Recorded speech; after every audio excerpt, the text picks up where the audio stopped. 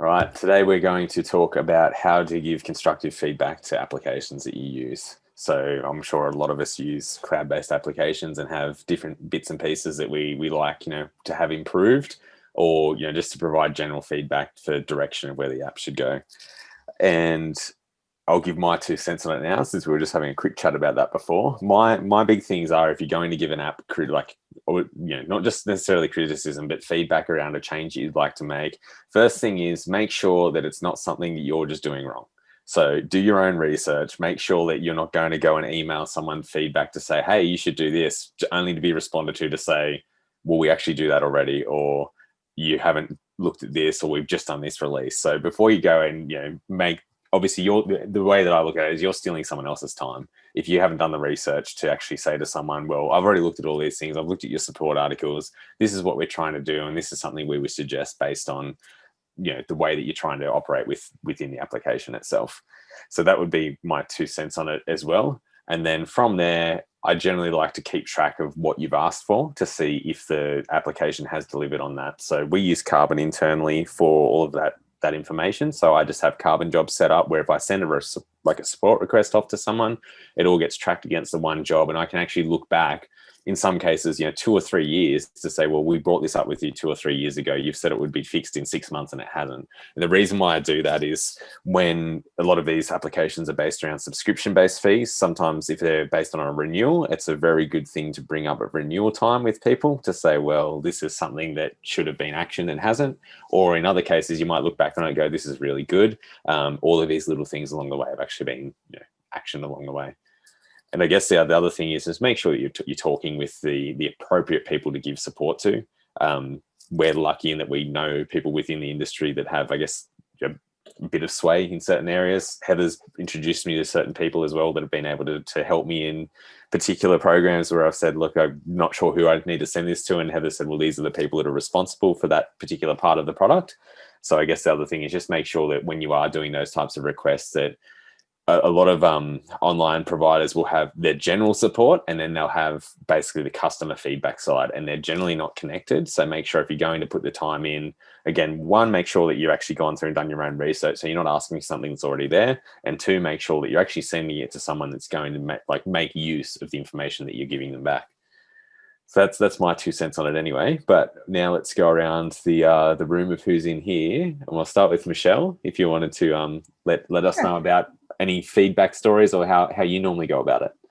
I agree with you 100%. I think there's nothing worse for these guys to feel like they have to spoon feed people. I mean, do your research, find out the applications. And on the other side of that, for the app partners, I really think they need to say, right, this is who we are, this is what we do, this is what problems we can solve, so that you know where to start and where to even start, whether you need to look at them or not, whether they're going to fit in something that you need. So it's kind of it's a two-sided thing. Give us the basics, tell us what you are, you can do, and then for the people that want to use these apps, do your research, do your homework, see if you can break it, see where it's going to fit and where it's not going to fit before you ask.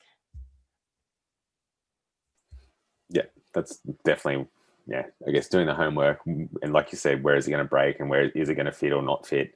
And I think that's the whole, you don't want to fit a square peg into a round hole. That's kind of analogy. So make sure that you're actually got useful software, because the other thing is, for most people now, the way that software is developed is it's done initially on a minimum viable product, like prove that this works, and then they get developed from there on in. It's a bit ridiculous to expect the world out of something when it's brand new, I think, but some people definitely do, to go, well, you don't do this and you don't do this and you don't do this, where realistically, and I think if you compare them to, some of the software that you can get now, like if you think of like Calendly or Zoom, for example, and the cost that it is per month versus what you may have paid for similar software 3 to 5 years ago, it's a very rapid sort of decline in cost for value as well. So that's another thing to be aware of. I mean, some of these apps are created to fix something that we don't necessarily need to have fixed. We may want to use it for something completely different, or we may see it as fixing a better problem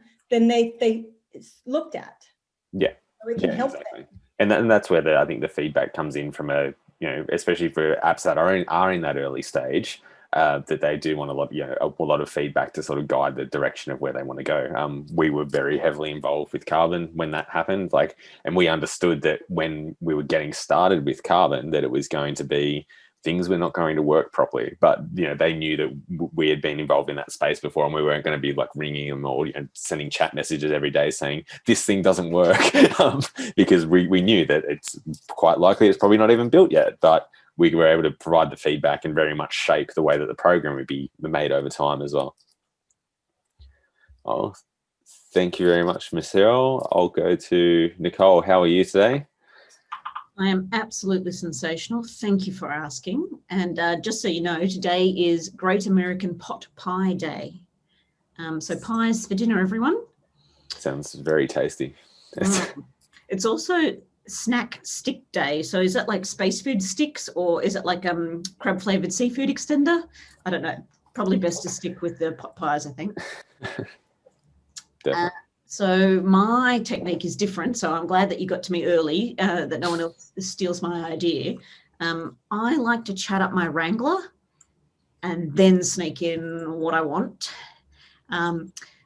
There's, I guess, a debate on my technique. Some people think I'm pushy, but I'm polite about it. Other people aren't so sure about the polite part.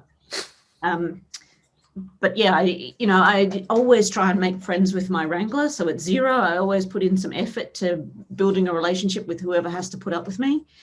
And at Receipt Bank and, at all of the apps, I try and make friends with them, and I put in some effort. So I don't just come up and demand shit. I will put some effort in, but then I will, if I have a problem or I want something, I will then ask. Which I think is a much better way of approaching things, rather than the person's just screaming for help, but not actually, again, and this is something that comes back to make sure you've done some research. Or is the other thing is, like you said, build some rapport with people, actually take the time to talk to them and spend time with them so they understand the role of your business, I guess, versus other people's businesses, and whether they're going to be value to them or not. Because in some instances, you'll probably find that some add-ons, some software go, well, you don't use, you're not this type of business, so what's the point? Which is fair enough on their side. It's like I said, it comes down to a time factor and value factor. If you're not involved in that industry, it's obviously very smart to make sure that you're leaving that time for someone else who's probably going to give them better feedback than yourself. And even there was a conversation on one of the Facebook groups, Xero, the poor wranglers there must have to deal with hundreds of businesses. And if I want to be at the top of that list, well, you kind of need to stand out a little bit. Whereas if you ignore them all the time and you don't go to any of the events and, you have no relationship, it's harder for them to care about you as well. This is another funny thing, but I account manage all of my account managers. So you'll love that. So I have all of their phone numbers, and on every Friday I send everyone a message that says Friday fun day and whatever I'm happy to be doing. And then what are you guys doing? Just trying to encourage a conversation and treat people like people, which seems to be a very difficult thing for a lot of people these days. But I like to try to remind people we are human, we make mistakes, and I'm doing something ridiculous this Friday, and I hope you're all doing, well in lockdown in Melbourne or whatever is happening at the time. All right. Well, thank you very much for sharing. Mark Peterson, how are you today? Tired by the looks of that. Yeah, having a bit of a quiet day today. So, yeah, it's caught up with a couple of bits and pieces. So, in terms of providing feedback, a lot of the time it's just, you speak to the appropriate people and hope to God that it gets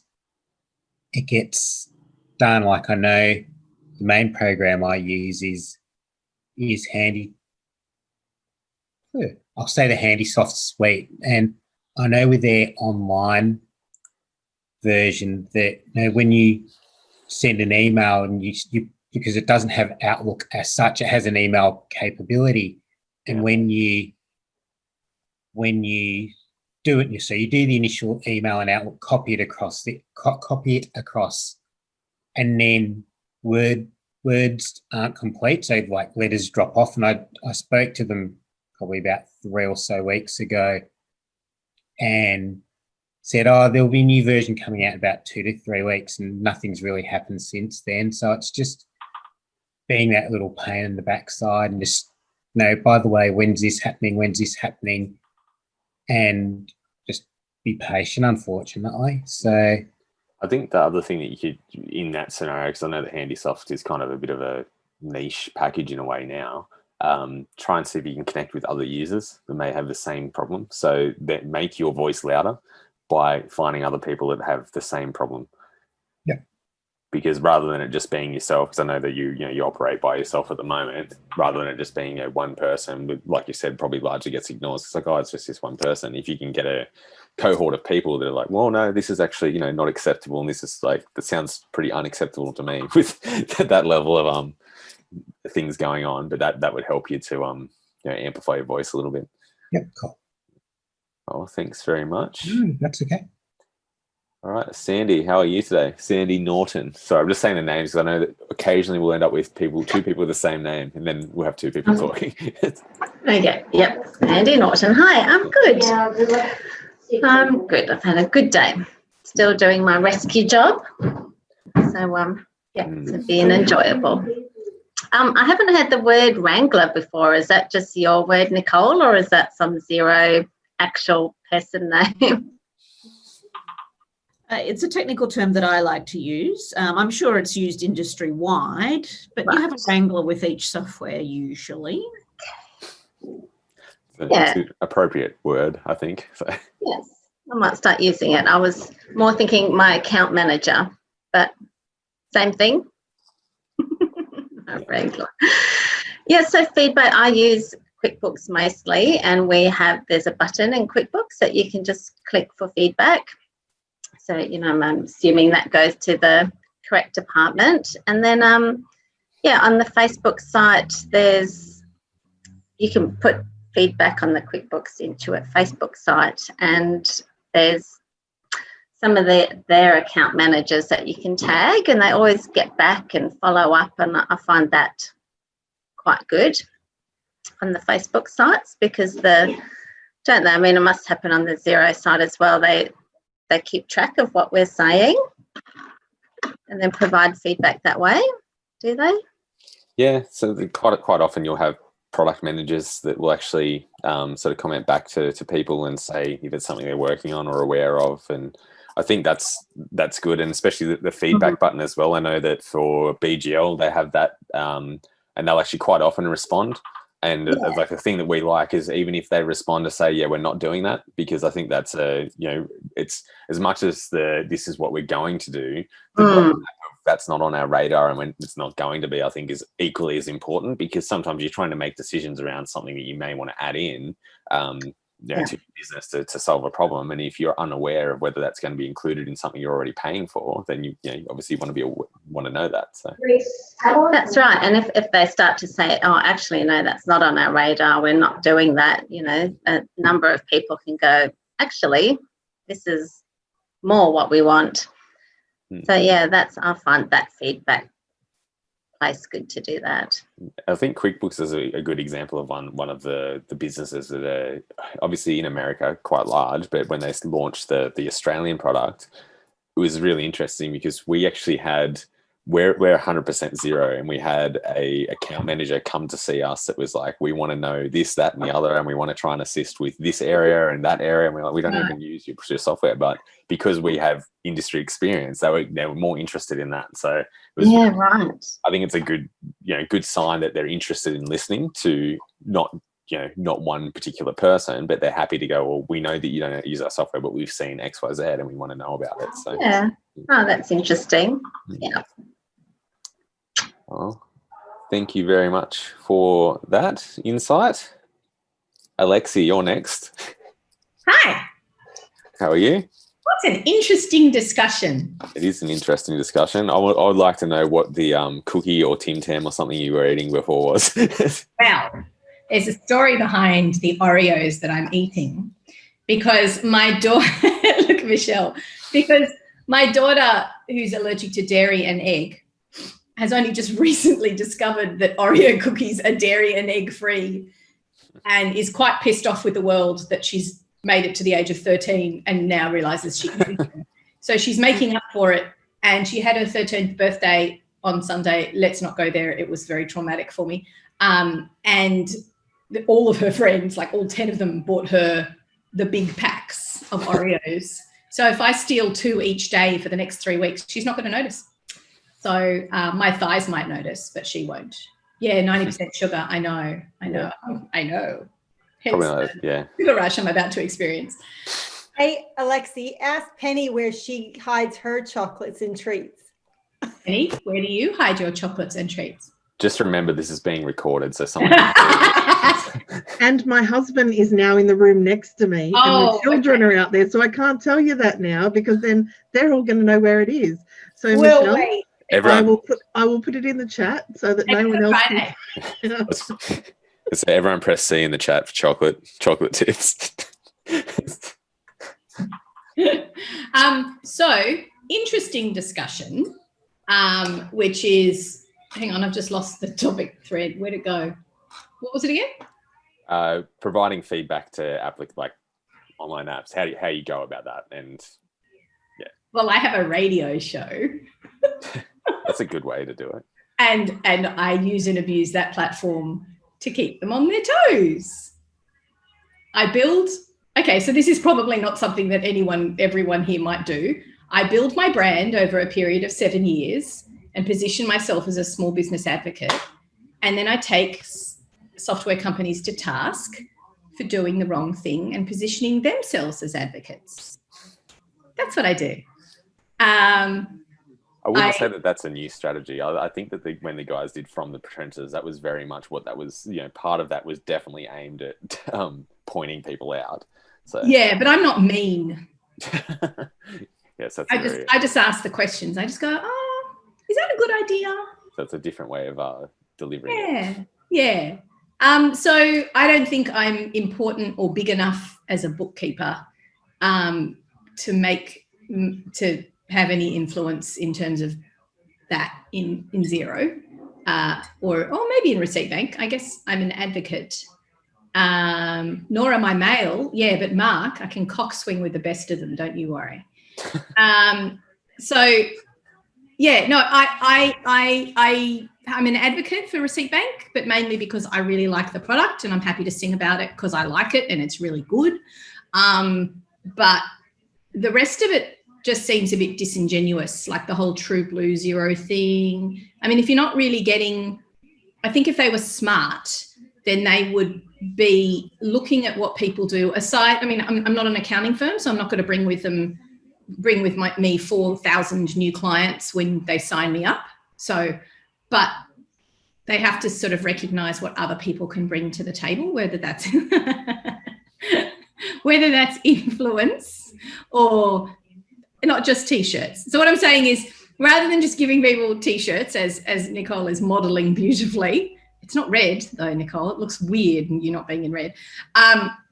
Maybe looking at other ways that they can reward dedicated clients like us. So, giving us not just a point system, because that doesn't seem to be working, but things like, an accelerated response when we're asking questions. Yeah.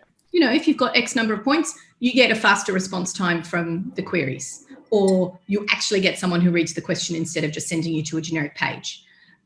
Or, you get special lunches or something, just something to make you feel special. So I do think that they've largely ignored, and I think it's a weird one. Like I was saying about if you've got something to give in terms of feedback, I think it's worthwhile being listened to. And I think there's a lot of people that are in that realm that are not being heard a lot of the time. And that's really dumb. Yeah, and I don't think it's just the brightest idea. And like I said before, in some instances, it's because certain businesses have a certain focus and they're ignoring that sector because it's not beneficial to them. But in Xero's, in the way that Xero operates, bookkeepers and accountants are both a beneficial business to their business. So we yes, we sell their product. Yeah, they exactly. need a sales team. We're it.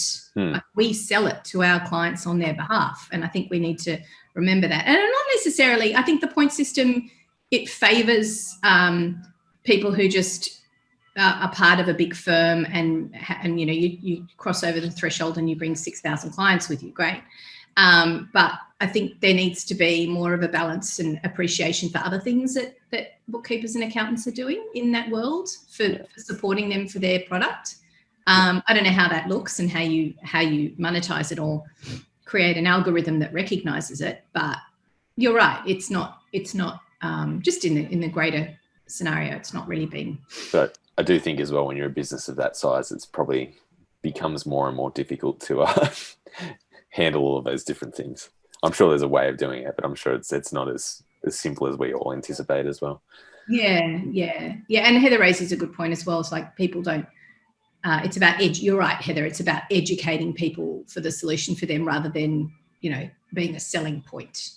But if we enjoy using the product ourselves, then we are an automatic kind of a natural advocate for them in that space, maybe.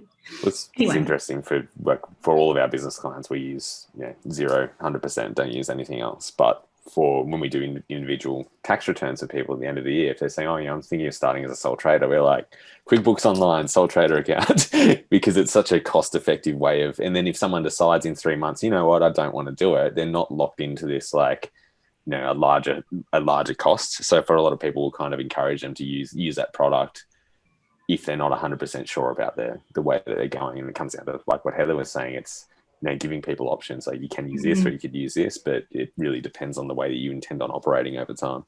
Yeah, exactly. Yeah. So it's I think it's an interesting discussion, definitely. But, because we're in this weird world where we are a client, but we're more than just a client. And so, I think giving it a title like advocate is a good idea because if nothing else, it just makes you feel that little bit more special.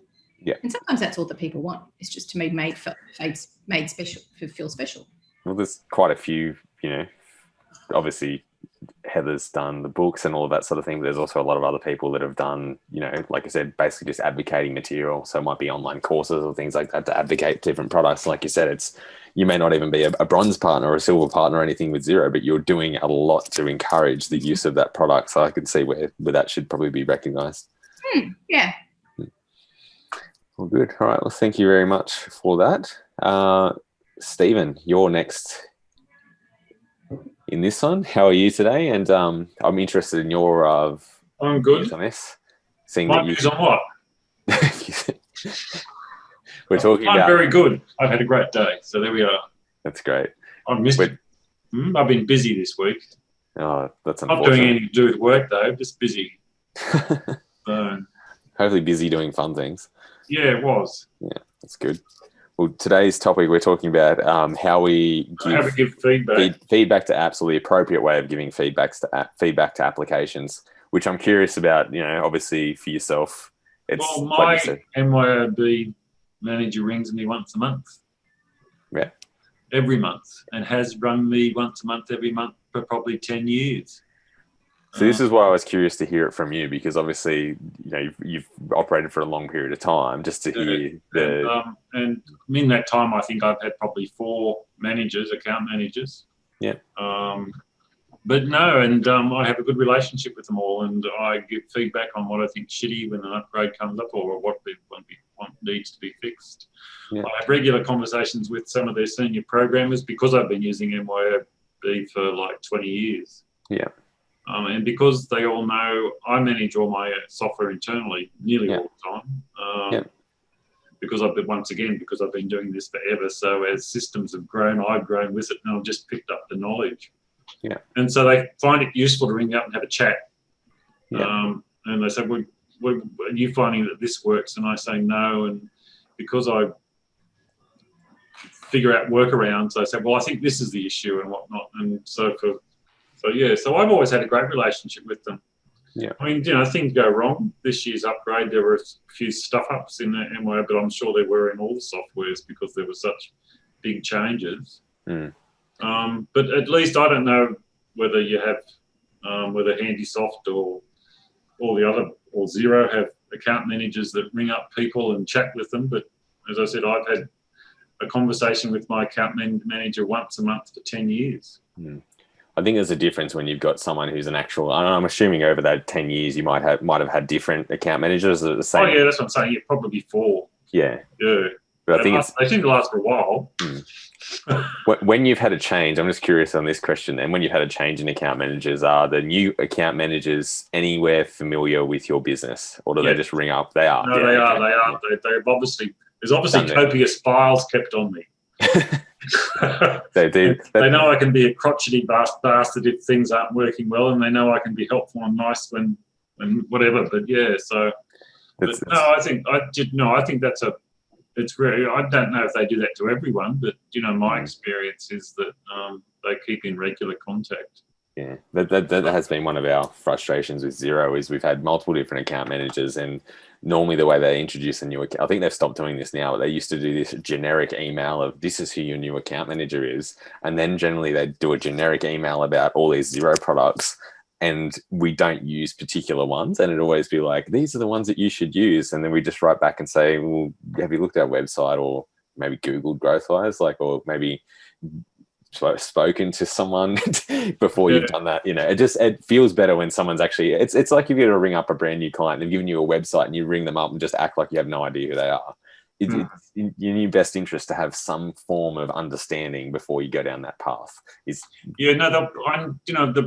current one I've got now, she's been my manager now since the end of last year, and she rang me up, hi Stephen, how are you? I'm your new account manager, blah blah, and she obviously knew all about me before she rang me, so that's pleasing. Yeah, exactly. I think it just shows that someone's put in the effort to actually take some time to, and like I said, a lot of the time it's not even that it's going to take a very long period of time to understand it. It's probably if they did a handover from the old account manager, or same thing, looked at your website or looked at the communication that they may have from you to, and they can do things too, which is good. Because, and not just for me, if I have a client who's, on Essentials or Account Right or whatever, they're having an issue, I can ring up my account manager and say, look, my client, this is their serial number, they're having issues, this sort of issue, and it'll be fixed. Yeah. So and, within a day. Yeah. Good support and rapport. Yeah, it works, rather better than sending, Xero has sent an email and hope for a reply within a week. And really, that's the only one I have. I don't have it, because that's another thing. I sometimes wonder about, and look, I don't know what I would use if I was starting out now, but I've been using MYOB for 20 years and not going to be here for that much longer, so I ain't swapping. But I sort of think people on Xero, and I don't understand the doing tax returns in Xero. I know my way around Xero accounting, but I don't know the tax side of it. Yeah. But all these people who talk about, all these different apps, you have Xero tax, and then you've got to tack this in, you've got to tack this in, and tack this in, and tack this in, and tack this in. And I have MYOB, and it does everything that all those tack-ins do. And I think, oh, that's interesting. But anyway, as I say, I know nothing about the tax side of it, so I can't really comment. But I just see what people say and think it's weird. I think that's probably a different thing, though, isn't it? Since you've had an established business for a long period, especially for, like, I know some people in here that, the establishment of their businesses has been within the last 5 years. Yeah. So, the entry point for them was probably not MYB. It was probably like Xero was the shiny thing sold. I think it's just a different way of, like you said, when you look at it, probably it's like, well, it doesn't make sense. Well, I've got this software that all does everything for me. And like the same thing, like you said as well, you don't intend on doing it forever. No. Why put the stress on yourself to make the change? And I understand that argument, but I equally as well look at the other side and go, well, a lot of new people are probably, maybe by the time they get to that stage in their career that you're at now, they're probably doing the same thing, going, oh, why would I change? There's some new fancy accounting system, but this one does everything, but I want it anyway. Well, that's what I think, it just does everything. It does everything I want, and it does everything. All the whiz-bang things that people will say, oh, there's this fab new app that does this whiz-new-bang thing, and it's just fabulous. And I think, MYO's been doing that for 20 years, so, or MYAO has it, Accountant's Office, but I just sort of, I sit here in my little AO world and think, oh, that's interesting. But as I said, I can't criticise Xero and wouldn't because I haven't used their tax side. And exactly. And I mean, that's another thing we were talking about earlier, is if you are going to give feedback to someone, make sure it's something that you've actively used or you've put the effort in to understand. Because like you said, at least you're conscious enough to go, I'm not going to go and complain to Xero if I can't do a tax return the way I'd expect. Without having had the experience. I mean, it'd be the same thing if I try to do something in MYOB now. I'd be really confused. I've used it, and all the MYOB accounting software, all the QuickBooks, which I don't really like. I have a general disdain for QuickBooks. I don't know why. And Xero, but I mean, I know how to use them all, and Sage and Sasu and Attaché and all these hideous other ones, but it's interesting. But I don't complain about them because I don't use them enough. But there's some weird ones out there. It certainly is. Cool. And complaining about Microsoft is obviously a waste of time, so you don't do it.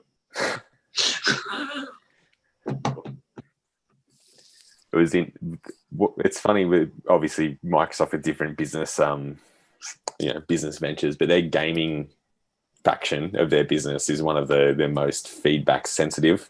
Like they really encourage it and really take it on board. So, but obviously that's a newer business for them, so they probably do things differently. Yeah, I know what you're talking about. A lot of other ones, it's just too big a business, too hard for feedback. Yeah. Oh, thank you very much for all of your insights. I was happy to hear those. I knew that yours would be obviously different to everyone else. Well, next we have Penny. How are you today? And thank you for I didn't actually get to read them because I'm trying to listen and monitor everything at the same time, but I assume that you shared the chocolate tips. I did, but again, can't say anything out loud or I shall incriminate myself. You can put your address in the chat so people can send you some, labeled as different things. Oh dear. No, I've had a pretty good day. I got to hang with some pretty cool people today, so it's been nice to get a little bit of work done and I had a little bit of learning, so it was just all over the shop today with lots of good positive stuff. So it's been a pretty good day. If I'm being completely honest, I am not a huge fan of the way Xero, I predominantly use Xero, but I struggle with my account manager. He very rarely contacts me, and admittedly, having said that, I guess I don't really go out of my way to contact him either, because unless I need some help, I've never felt that we had the kind of relationship that I could just pick up the phone and say, hey, and ask, I don't know what I would talk to him about if there wasn't a problem, because that seems to be the only time we've ever connected. He's my 4th or 5th account manager. And I've had some really good ones over the time that, in the early days, Sam was one of mine, and he was awesome. He would ring me regularly and touch base, but then obviously he moved on, and ever since then, the only time I've heard from them is the odd email when a discount code was on offer. Which is a little bit disappointing, because I'd really like to have that opportunity to talk to them when I'm not just calling because I'm whinging about something.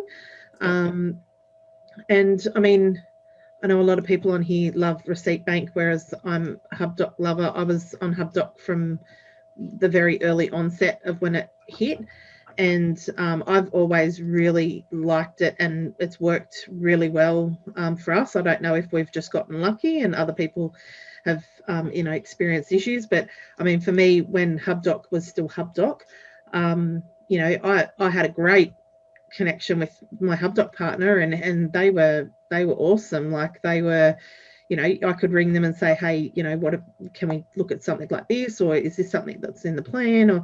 And they were really open to hearing, what we thought, and being, the people down on the ground using it. They were really open to hearing more about it. But with my account manager for Xero, I just feel like even if I ring and I have a serious issue and I've gone to support and I'm not getting anywhere, I'll ring him and it's like, well, all I can say is this, or I I'd like to tell you more, but I'm not allowed. Or like I get the very corporate shutdown lines. And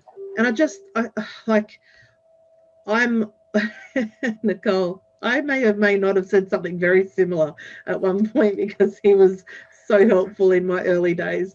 I'm going to take a photo of that and send it to him because I'm not sure if anyone knows it. Matt has gone back to Canada. So okay. Left Australia. Matt went.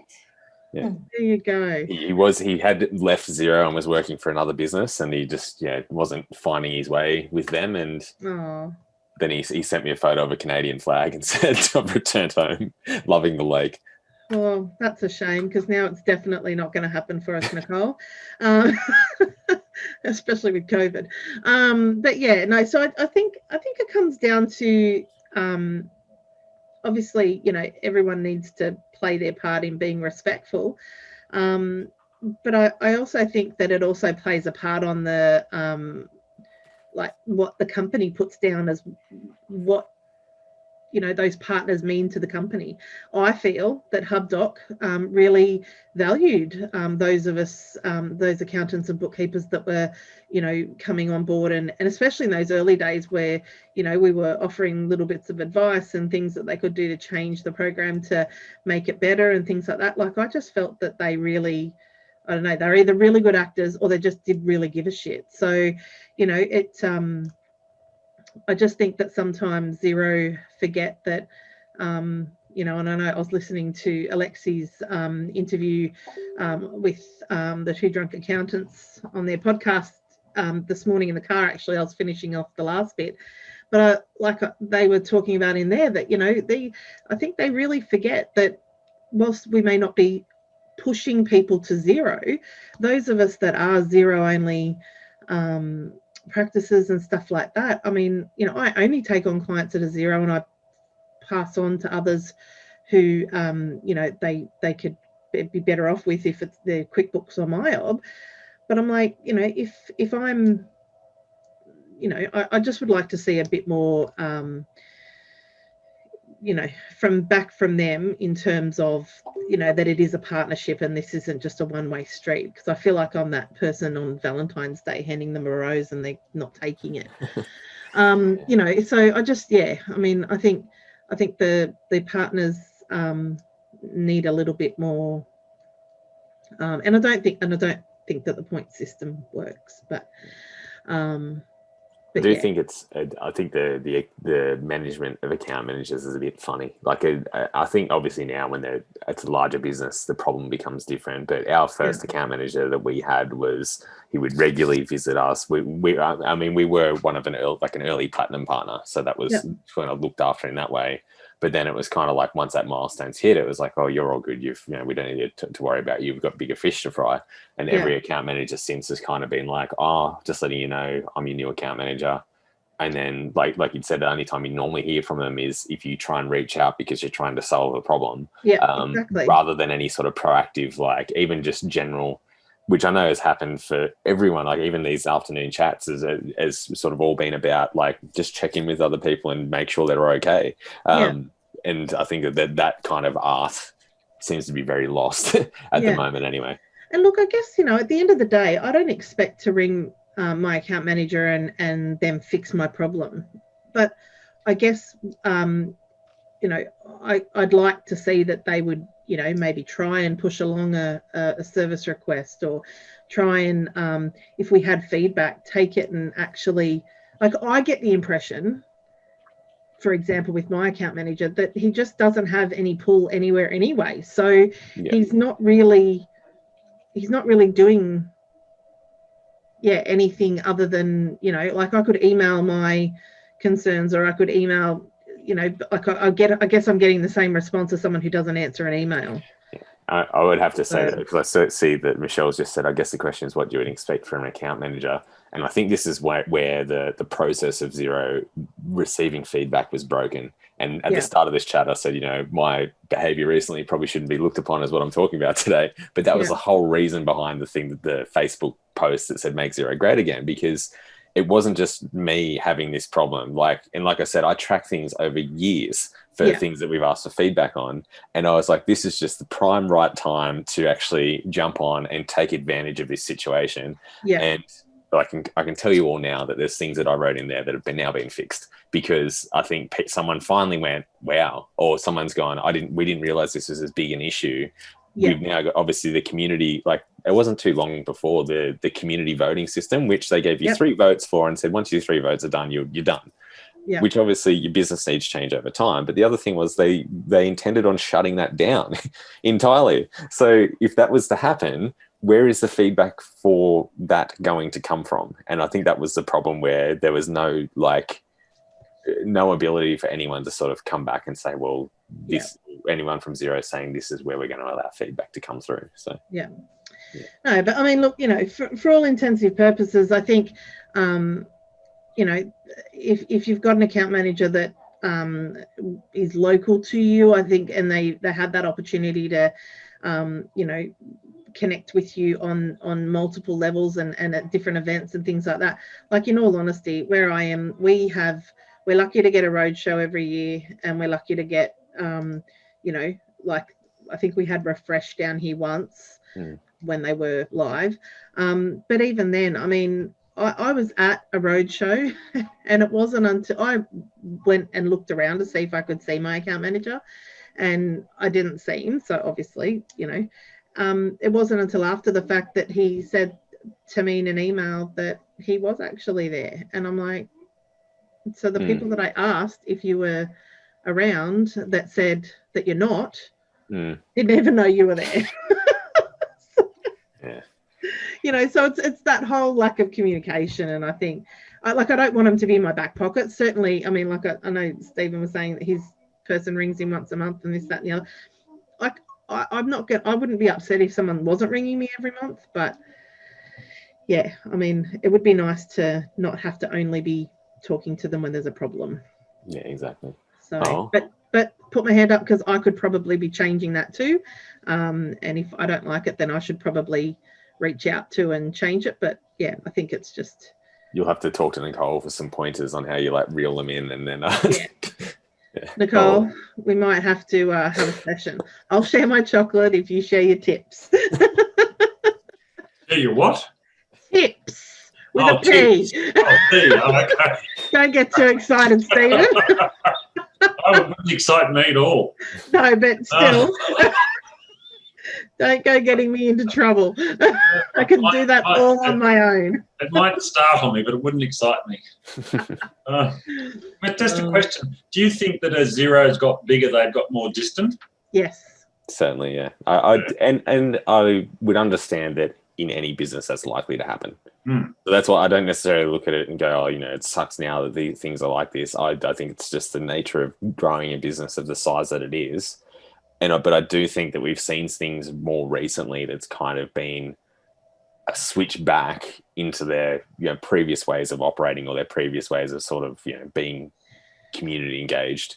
To be fair though, I had this conversation in a networking group recently where we all had to, say something that if we had have known something back when we started our business that we know now, what would it be? And my thing was to treat my clients like I was full and didn't need or want any more clients, rather than treating them like they were my first, second, third client. Because when I had 1, 2, or 3 clients, I was like, yeah, sure, I can drop everything and do this to you right now, and I can touch base with you weekly, that's fine.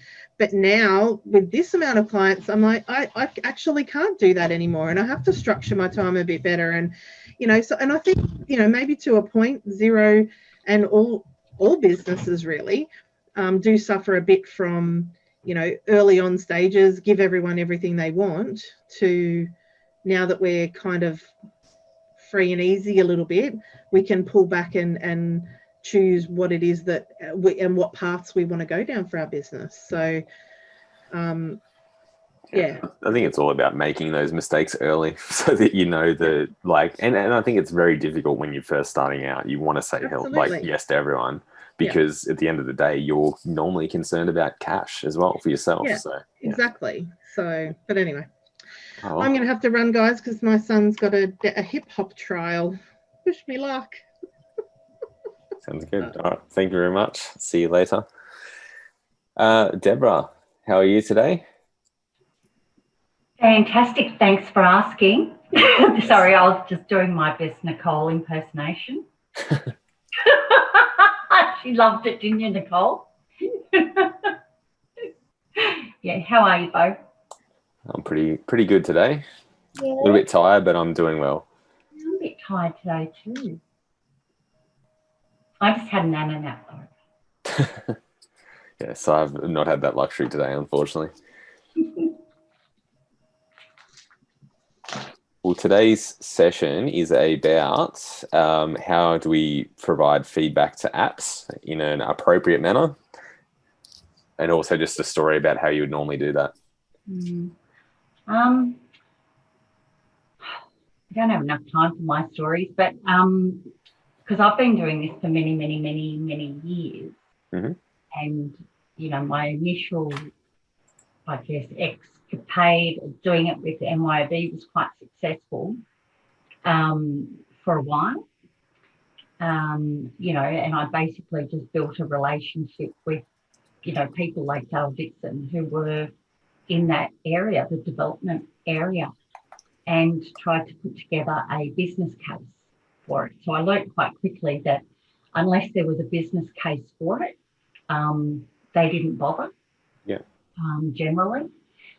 So I would try and say, you know, what the benefits were, et cetera, and then when Xero came into the market and Intuit came into the market, then I found it was very much about what, if they did that, what would set them apart from Xero or Intuit. So something that none of the other, you know, products did. Yeah.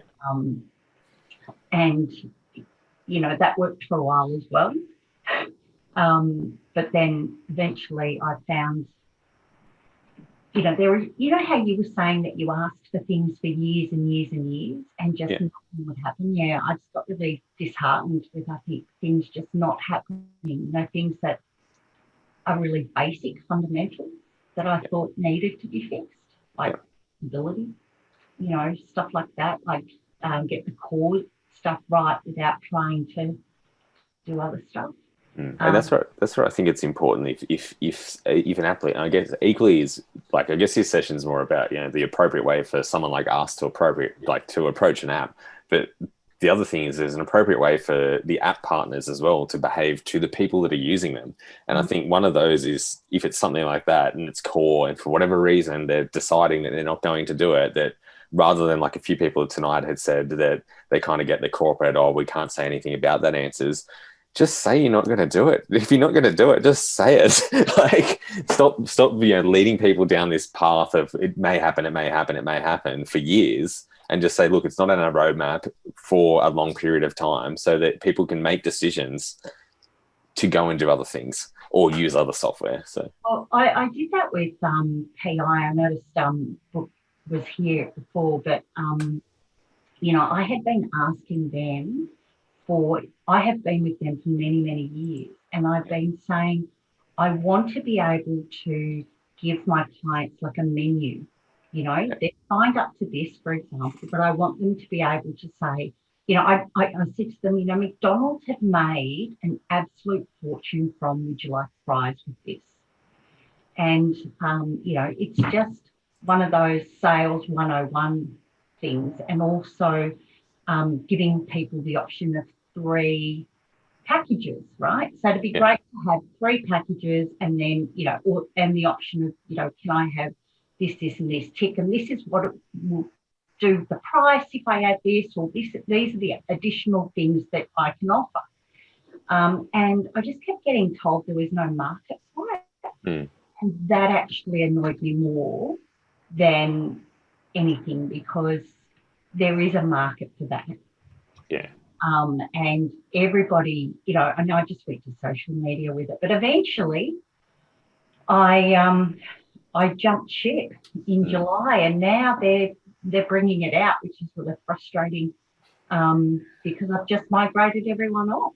And I think that's where if the answer to that question wasn't there's no market for it, if they'd said we're not going to be building that for an extended period of time, you probably wouldn't have even had a fight about it. You just went, okay, well, they're not interested. They did tell me that at some points, but they weren't interested in it. Yeah, exactly. There's no market for it, they're not interested in it, or we're not going to do it. And I was just really frustrated at that, because it's not a cheap product either. Like it is a premium priced product. So just things like that. I actually find giving feedback to be very. I used to find it really rewarding. Yeah. And now I find it really disheartening, because, I just find want to be able to give a good product. Like it doesn't matter what product it is, whether it's like Pinch Pay have been amazing with taking on feedback. Yeah. And they go, oh, we've never seen that, or we didn't realise that. Oh, wait a minute, we can fix that. And I think that was the difference with smaller apps, rather than like now Xero is a juggernaut, right? Well, that was one of the things we talked about, I think, probably before you were here, was just the apps at different stages of their development, and Pinch Pay being where they're at the moment. Feedback is such a valuable thing to them, to understand markets and understand things that they may not necessarily know. But then you, like you said, it then sort of flips over to the other side, where businesses start to sort of think that they know everything the way that it should be. And how you said it was, had this story about being told like there's no market for this. I remember vividly that there was a Xero event that we went to, and one of the account managers of a particular product said to Steph, you don't understand what accountants want. And I thought that's one of the most inappropriate things to say to someone that's spent so much time helping you with your own products. But then the funny thing was, when they went and introduced that product to everyone, one of the feedback things that we had said was, I forget what it was now, but basically Steph put a hand up in front of everyone and said, does anyone do this? And they all went, yeah, we do it like that. We're not going to use this product if you can't do X. And I just thought how that was just a classic example of like arrogance and ignorance leading to something that could have been very much easily solved by not being arrogant and ignorant in the first place. So, like I said, it wasn't part of this session is talking about, the appropriate way to give feedback to apps. And like you said, you were just asking a question about is this a possibility? And the flip side, the answer back, I would say, was probably not the best answer. Eventually I went to social media, and if we're talking appropriate ways, I don't recommend doing it through social media. I do that when I get absolutely and totally frustrated to the nth degree, and very rarely will I call out software on social media. But I've got to tell you, damn, it's effective. If I want a phone call from someone, put it on Twitter. You get a phone call within an hour. I was surprised no one called me about the Xero thing, to be honest. But really? See, I got called within an hour. My rant a couple of weeks ago. So, that's fantastic. But I think there's certain things. Rant. Yeah, I think there's certain things as well they want to hit the nail on the head very quickly. And I know what you're talking about and what they would have been ringing you about. So it's, Yours was actually, I thought yours was really appropriate. And I think it depends on how, there's two things. You can only be responsible for what you say, not for how people interpret it or what they hear. Yeah. And the way you said it, for me, was actually really positive. But obviously somebody didn't hear it as really positive. Let's make it great again. I mean, it's very Trump. We should have all got hats, Still can. No. Right. But, I thought it was fantastic. And you know what? For you to do that rather than for them to do that, they can get some incredible insight into those comments. Yeah, and I think that's some of the stuff we've talked about tonight is actually companies paying attention, and like Pinch is a really good example. And it tends to be when companies are early on that it happens, but there is examples like QuickBooks when they came to Australia, surprisingly reached out to Xero partners. Mm-hmm. They were like, we want to know more about the way that you operate because we're about to do blah blah blah blah blah, and we want to have a good insight into how businesses operate. So rather than them trying to like even, you know, going to users that they knew were their desktop users, they went, well, no, we've got a path that we want to go down. Let's talk to our existing users, but also bring in like a new set of people to get this feedback from. And I think that would have been a very, what I know it was for them, it was a very beneficial exercise to understand who they should partner with and that sort of thing as well. Yeah. Oh, thank you very much for your chat there. Who's next? Kay, how are you today? Don't worry, I do that all the time. I did a webinar with Receipt Bank, and every single time I had to talk, they're like, "You're muted." Yeah, it's because I've got to close another program, which is on top of it first. And everyone goes, "You're muted," and I'm like, "I know." I'm really well. I've had a good day, thanks. That's good. So I don't think I've met you before, Beau, but I think I know the Facebook post you were talking about. Was that on Xero Partners? Yeah. And got lots of comments. Yes, it did. I ended up turning off notifications after a while. I was like, I think this is doing its job now. Let's just let it run. So I'm very small, and I'm newly into business for 1 year after previously working in an accounting firm where, you know, we'd have the partners come in and talk to us periodically, but but at the moment I have partner managers, they contact me. I'm actually really surprised when they call me that they spend the time to call someone, you know, of my size. I'm a silver partner, but still I'm always a bit surprised. Oh, okay, I got a call. I'm very skeptical about the Xero. I always have been about rate the suggestions. I've never done it once because I just thought, I've just been so skeptical. Would they actually listen to that? And what I've seen in developments with that, I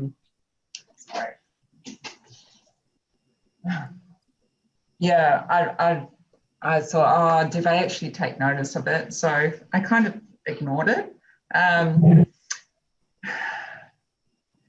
Which is not a very proactive response to like giving feedback to them, but I do take notice when I see a software company like continually making changes. Like I think Receipt Bank at the moment, whenever I pop into Receipt Bank, something's been improved to make it more user-friendly and functionality. And I think, I wonder if they've got really good feedback processes in place, that they're actively going out and speaking to the users rather than we're kind of the other way around. So I always kind of take notice of that. It's like, they seem really proactive and learning how to make their existing product better. So I think it's that problem of like people getting caught up with fixing something that doesn't exist as a problem. Whereas we actually go out and like I've had a lot of conversations with Receipt Bank as well about similar things. Yeah. And I always say, look, you know, if possible, I'd love to hear what the other three, I said, I don't care if I don't have the names on it, but I'd love to hear what the other three people said in terms of the feedback that they're giving you to see if it's like, if people are on the same page or not, just to get an idea of like, do I just have these crazy ideas and think this would help, or is there 6 people that all have this same idea? So I think that's kind of the advantage of the Xero Orange community thing that they have is the fact that you can see people up and down voting stuff. But we talked about before, because it's a limited access thing, and because it's done over such a long period of time, that it very much gets lost, and that effect doesn't really stay. So I mean, I've just always been skeptical of it when I've kind of seen what I see to be basic things not being addressed and fixed, and I think, So, do you have any other applications that you use that you do feedback or anything for, or that you've thought, I should actually tell someone about this, or it'd be good if this application would do this? I usually give the feedback when the partner managers call me. So that's where like they reach out to me and I'm go, by the way, this is working really well, or have you thought of that? But otherwise I'm just in there doing the work. And kind of back in my mind thinking, oh man, why don't I think of this? Well, it's interesting actually you say that, because I know that our receipt bank partner manager has arranged, has sort of said to me a couple of times, can we talk about, we're about to do this, or I want to talk to you about how you guys do this particular thing. And it's always come through, because I know that we had a few different people say, what do you expect from an account manager? I don't really expect that from an account manager. Kind of expect that they can, guide you in what's available in their product, but just be available to pass that information on to the relevant people. So it's kind of refreshing when they say, I actually want to know, or I want to talk to you about something we intend on doing, because it's just another channel that you can go through. And I think that's what we we're talking about before, an appropriate channel. I think that's, it's them being appropriate to just say, well, I'm opening up the floodgates here, tell me what you want. Rather than you having to send it off some random email address or website. They're so proactive.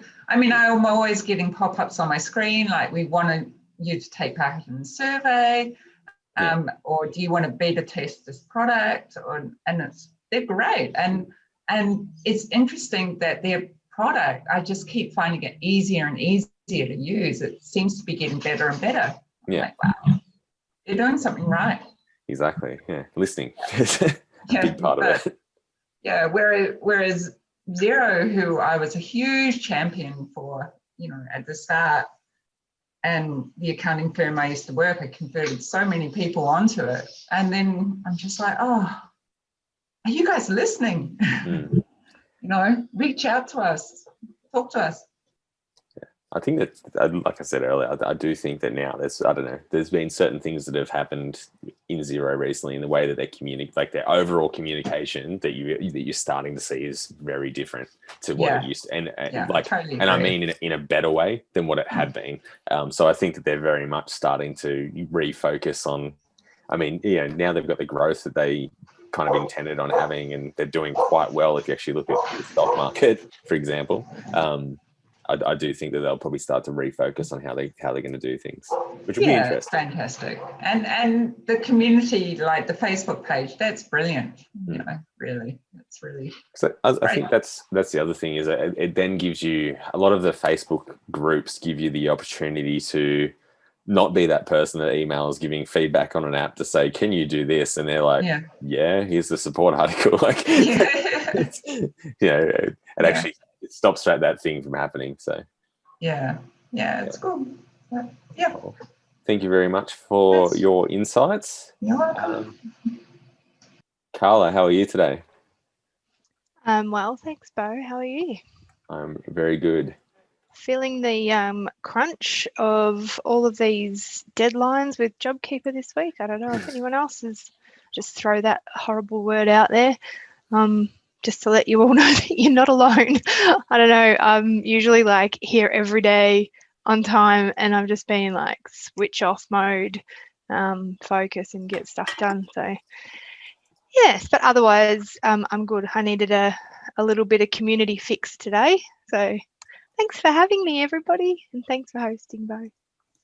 So good. Great topic, really, really good topic. And I've really been enjoying the feedback and listening to everybody's thoughts around it, because I think it's really important to sort of look at. I didn't actually see your post, Beau, so I'll have to go search it out. But I think that by the sounds of things, it's if it's not taken down. I think it is. That was another thing that I was kind of expecting. So I was glad that it blew up as big as it did, because it would have, people would have been like, oh, so now you're censoring stuff too. Nice work. I don't think that would be a good move. But so the question is about how do we provide feedback, or what is the best way to provide feedback? Is the sort of gist of it all? Yeah, pretty much, or both. So I guess, how appropriate ways of providing feedback, and how you do it, or how you have gone about it in the past. Yeah. If you've made mistakes in it, or if you've not made mistakes. So. Look, I've probably been doing this for a long time, similar to a lot of you here, and in particular, like Deborah was saying before, is in practice I used to work really closely with MYOB and helping roll out some of their products. And I probably learnt a lot just from getting involved back then, in how what works for me more than anything, and being heard and also being valued, because I think that at the end of the day, it comes down to being a two-way relationship. It can't be one way. It just doesn't work like that.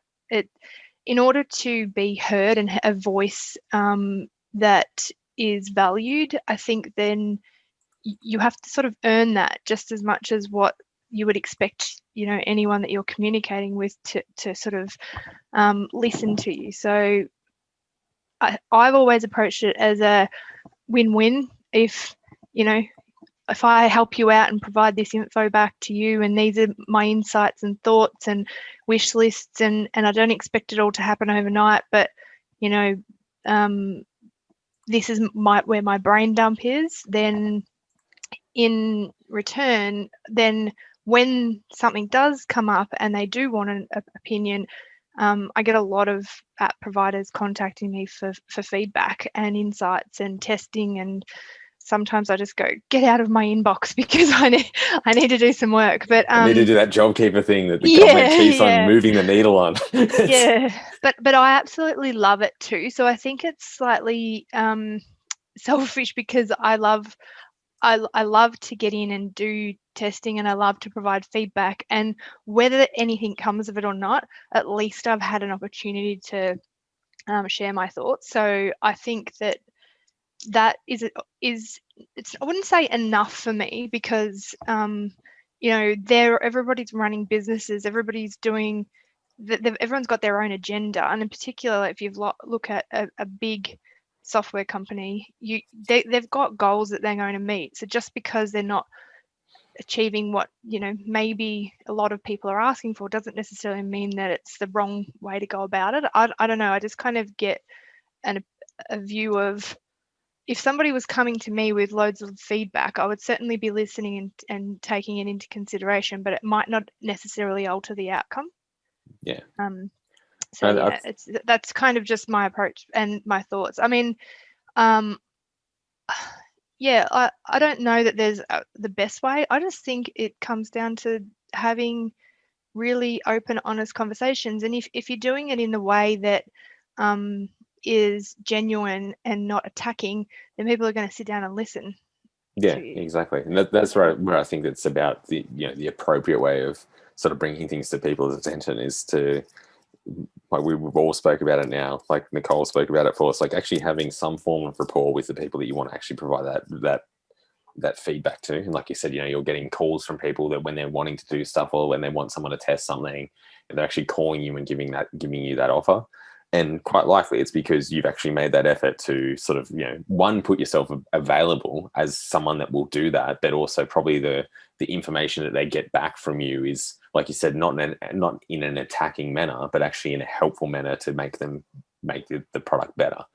Because I think there's a format in which feedback is sort of, if it's delivered in a particular format, then it's going to be received well. And then it's like the starting point for conversation for then, well, what else? What do you think about that? What's the use case? I mean, I'm not sure who was saying, somebody was saying before about being told that, it was Deborah, I think, that said that this particular app wasn't going to do, wasn't on their agenda to do this enhancement, and that is like, that doesn't work when it comes back the other way either.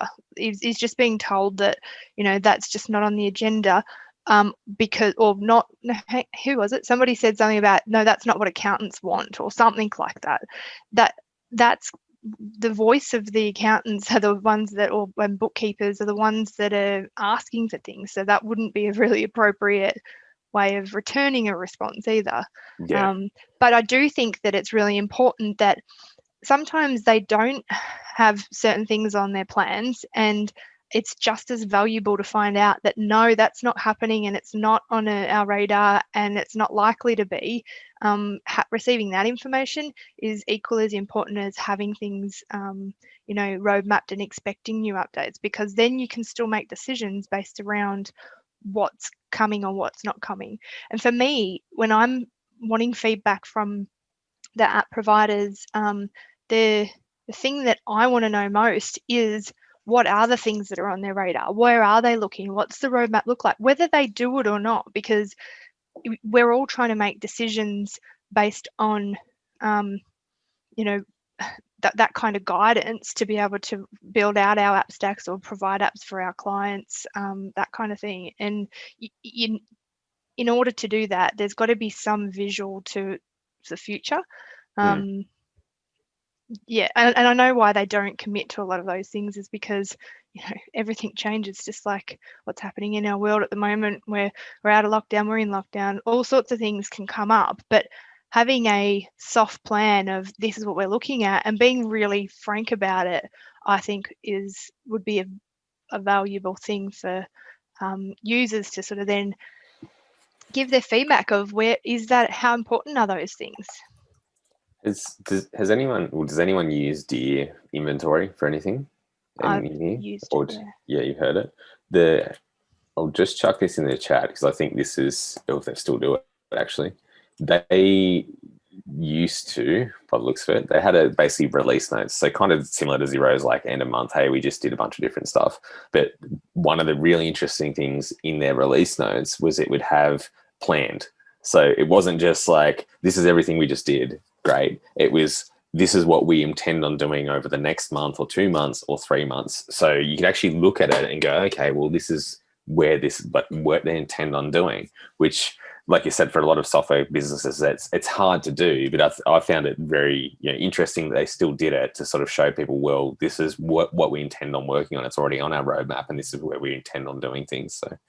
And it also then gives you an idea of whether it's even worthwhile getting in and testing out software. Like for me, I've been working with a few recently, and whether they didn't have it formal, but they've given me a verbal of where they're looking at heading. And if they continue to sort of give you those insights, then it gives you more of a drive to want to work with them and help shape things and that sort of thing. Obviously, it changes when you've got smaller players and big players, but the big players, the needle can move. I think it should, it's reasonable to expect that what we've got planned is one thing, and to have that visible to the end consumer and partners would be so useful. And then if circumstances change or priorities change, that's okay as well, but it still gives you something to start with, I think. Yeah, exactly. Thank you very much for your insights. Emma, you're next. How are you today? You're muted. I am. I'm trying to unmute because I had the screen like shrunken. So sorry, I came later, but I had a child looking for stuff. So I thought it was very timely. So I'll re-listen to the earlier editions because I think it's very valuable. People's insight, but feedback, I think it's something that not many of them, I suppose, and maybe it's the way that I've looked at it, they're forthcoming with asking for feedback and in an easy way. So like one app, well, this is more software program, but is Handysoft, where they had a practice survey that came out, right? Mm-hmm. And I completed it. I got a response within 1 or 2 days. Someone called me with issues. But then some of them resolved, some weren't. So 2 months later, I put through another one. And I did get a call back, or they replied back, not a call, and said, when can we call you? And I haven't actually set a time for them to call me. So that is my fault. But now this has prompted me today to remember that, because there were some of those issues needed attendance. But it's more about a demand thing too with them. It's like the more people complain or suggest or want that thing, they'll deal with it as a priority. But if people aren't putting that forward, then how do they know if it's not a priority?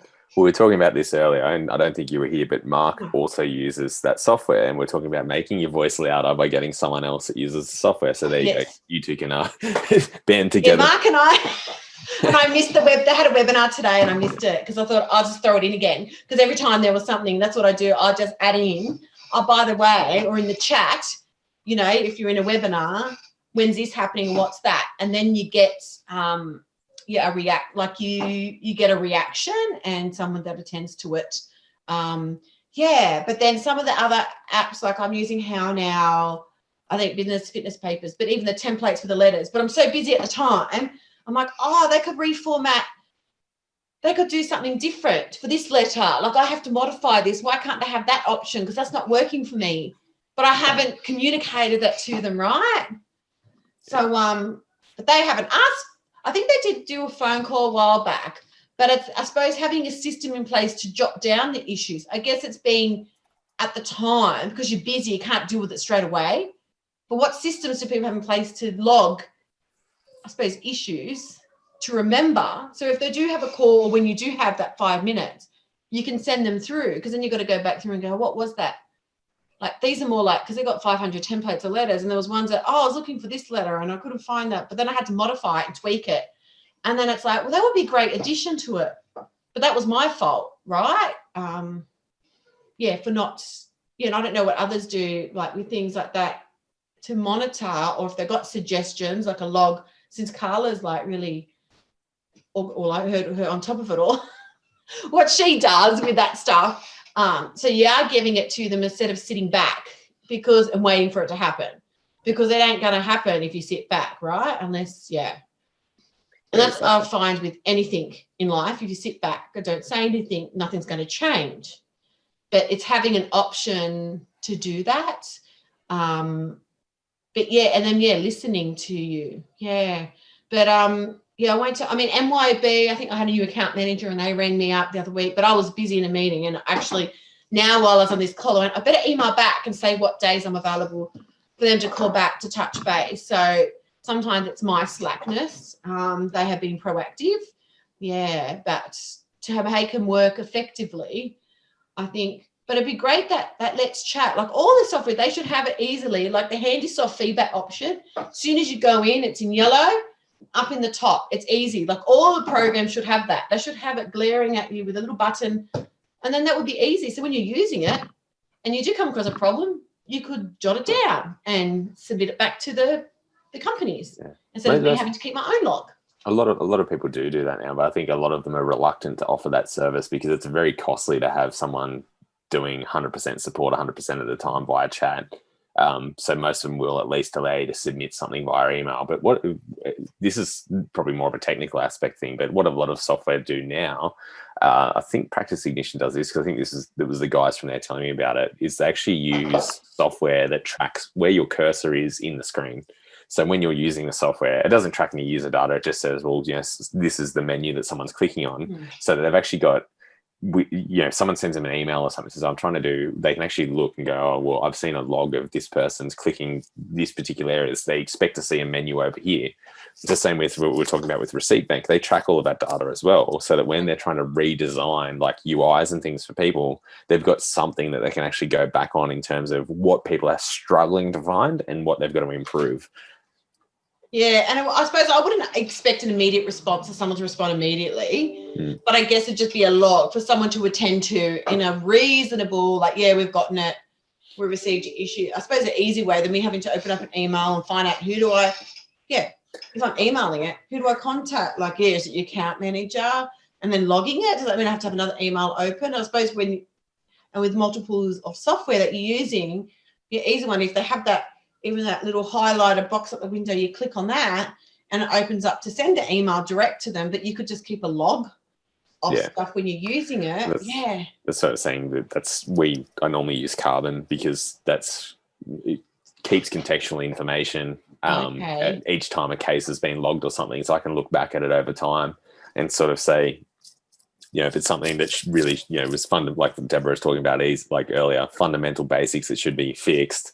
if they're still not fixed, I've actually got something to look back at and say, well, actually, especially when I love when you report it again and say, oh, we're unaware of this issue. And you're like, well, here's the email that I sent you 2 years ago where you acknowledged it and said that it was going to be fixed, and it's still not. So well, there's one, Mark probably mentioned that then because I missed his talk here with Handysoft, and it was the proper Outlook email option within the cloud version. So I don't know if we're waiting for the change to the software. So we've got a basic modified option, but not, it doesn't link to Outlook, but it will email it to you. You'll get it sent, but it's just how it's scripted. It's different. So it's not really user friendly, but they did bring out one big change where you can print directly from the software now. That's on the server base instead of having to print to PDF to print to yours and then print.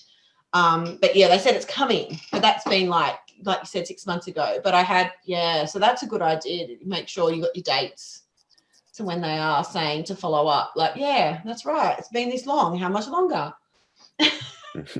Especially they had a program, one of their webinars, in Handysoft, they said, oh, we're releasing. So actually it might be a good time to touch base with them again now.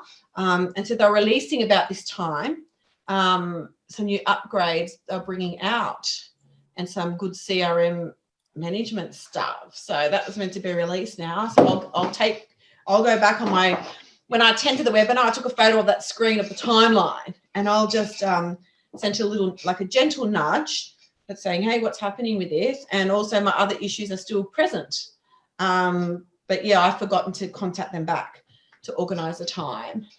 Because it's having the right people knowing to get the action to happen as well, right? Getting through to the right person. Because I know your hand is up, there's a few loopholes until you get to the right person. I think that's pretty common in most of it. We were talking about that earlier about it. It's also as much knowing about where you actually send that stuff, where it's actually going to be looked at by the right person. And that's what we were talking about earlier, is a lot of the time the account managers aren't the right people. A lot of the time they're so disconnected from the development side of an application that you've got to look at, where do I need to actually send this to? And sometimes, you might be able to ask an account manager and say, look, where do I send this information? I've got something that I'd like to report, or I'd like to give some feedback on the software. Where is the most appropriate, the appropriate place to do it? So maybe as the small business advisor group, we could create a spreadsheet to know a list. Is it what's this called? Releasing privacy issues, though, the names of the people who you've contacted that you've had success with in the different departments, the appropriate people to contact, the program like that. Well, that's where what we were talking about with, I don't know Attaché because I don't use it, but we were talking about zero groups, and a lot of the people that we're talking to now, I have on Facebook and stuff, and we've spoke about these things where you actually try and find other people that you can band together and actually make, it's not just you talking about it. You might be able to then go, okay, well, we've spoken to these particular people, or these are the people that I would, that we are having success with approaching. Yeah, well, that's good. Yeah, because that's always, and that's the struggle with anything. Separately but different. It's at the school, we have an issue, and I'm on the P&C to make change, and then there's a major safety issue at the school, and I sent an email today on behalf of the P&C, and the assistant principal's no, I'm there, and I think it's fine, and it's no, there's a member of the P&C who has witnessed this dangerous behaviour, and I'm but where does the owner? Well, their onus is kind of well, ours stops at the front gate. We see the kids walk out their bikes. If they decide to jump on it, I said, they're riding on the road. I'm anyways, it's not my child, but if the parent that hits that child, but don't you have a responsibility as the school to ensure, you're ensuring it from the gate. But I had different suggestions, make them have a license, that the parents had signed a permission slip. So then it transfers that liability back to the parents and not to the school. But not to wipe your hands of it and say, they couldn't deal with it, but they said you'll have to speak to the principal. But I'm there and I see it happening okay. And I'm well, I've got members of the P&C that have said different. So I don't want to argue, but they've witnessed different anyways. And that's the thing. It's getting the right people, with that challenge. But anyways, thank you very much for hosting, Beau. And I will look forward to listening to the other things because, there's got to be, that's right. They're getting our money. That's right. All these apps and software and programs, and they need to be open as well to what we need. But I'm great to hear that Carla's having success and trialing stuff, and yeah, so she's. I'm just conscious we're running out of time. Okay. So I just want to pop in there. Maybe That's we'll okay. move. There's a few more people for both. Okay, There is, I sorry. think All that's right. three. Oh, sorry. I came in late, so I didn't know if they'd gone through other people. That's so good. All right. Thank you for that. Tamara, Awesome. how are you today? You're the next in line. Hey, how you going? Very good. I came in right at the very end. And I've been working, sorry. So I've only had one ear on the chat. That's okay. Well, basically our big thing that we've been talking about is providing feedback to applications like, all the cloud apps and things like that we're all currently using today in an appropriate manner, and how you go about it and your experience in doing so, or if you've had experience in providing feedback, in a way that you would anticipate not doing in the future, I guess. So, a story about both sides. Yeah, I tend to only provide feedback that's constructive if it's unsolicited. But when people actually solicit it, I give it to them. So yeah, brutal honesty. A lot of the testing that gets done in beta form, when you do the surveys, I normally fill out those, pretty honest about the information that goes in. Yeah. So you're talking about like software surveys and things. Yeah. So when they send out softwares, if you're trialing beta formats, that type of thing. I often find that some of the software that comes out, when they're doing it, they don't seem to have checked in with real life people that actually use the system. It's generally back end people that are creating it, that there's not a lot of testing that goes on. Well, it doesn't seem like there's a lot of testing that goes on before it's released to the public. Yeah, definitely seems. Tell that by the way that the user friendly, there seems to be quite a lot of basic things that are missed along the way. Yeah. But yeah, so I do think it's important to give that feedback if you are in that situation and able to. Yeah, I think it's important as well to just make sure that you actually actively just are involved in that process. Yeah. For if you're able to do so, and how to do so appropriately, you do get involved in it, because that's how things improve. Yeah. But and it's always really easy to whinge, and there's always a lot of whinges on there. But if you're not going to get involved and actually support the people wanting to make those changes, then back that truck up. That's true. And I think one of the other things we spoke about earlier was sort of, making sure that before you actually do raise feedback with someone, that you've done your own research first to make sure that you're not reporting something that already exists, because like us, and I think a lot of the Facebook groups are really good for that, because people tend to ask questions amongst their peers first before they sort of go back to an application saying, hey, this doesn't work, or this is something you should consider.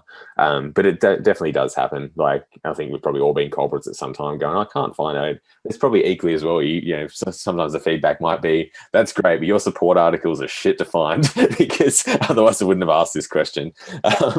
Yeah, and that's one of the things I find frustrating on the Facebook groups, is that there's so many questions that are asked the same, where people actually haven't even read the comments. Asked and answered, just like, Heather's laughing because Heather writes in her group regularly, please make sure you use the search. People use hashtags and write the software quite regularly. And actually read what other people have written before you ask the question. Because usually the answer's already there, but nobody actually does their own research first. And I find that really, really frustrating. To be honest, a lot. If I'm reading something and someone's done their own research, and I look and go, oh, okay, like I can tell you've put some effort in, I'm quite happy to respond. But if I read it and it's like, you probably could have found that with Googling, I won't respond, because I just think it's encouraging bad behavior, to be honest. It's realistically like, people still need to remember that there's a responsibility of themselves to actually be involved in learning. Like, you can't have everything just served up on a plate. Like, you still need to be actively involved in actually learning some of this, especially the way that software is developed now. Like, so many things happen so quickly that I think it's important to understand that you do have to dedicate time to learning a lot of these things. So yeah, and that's part, like it's really frustrating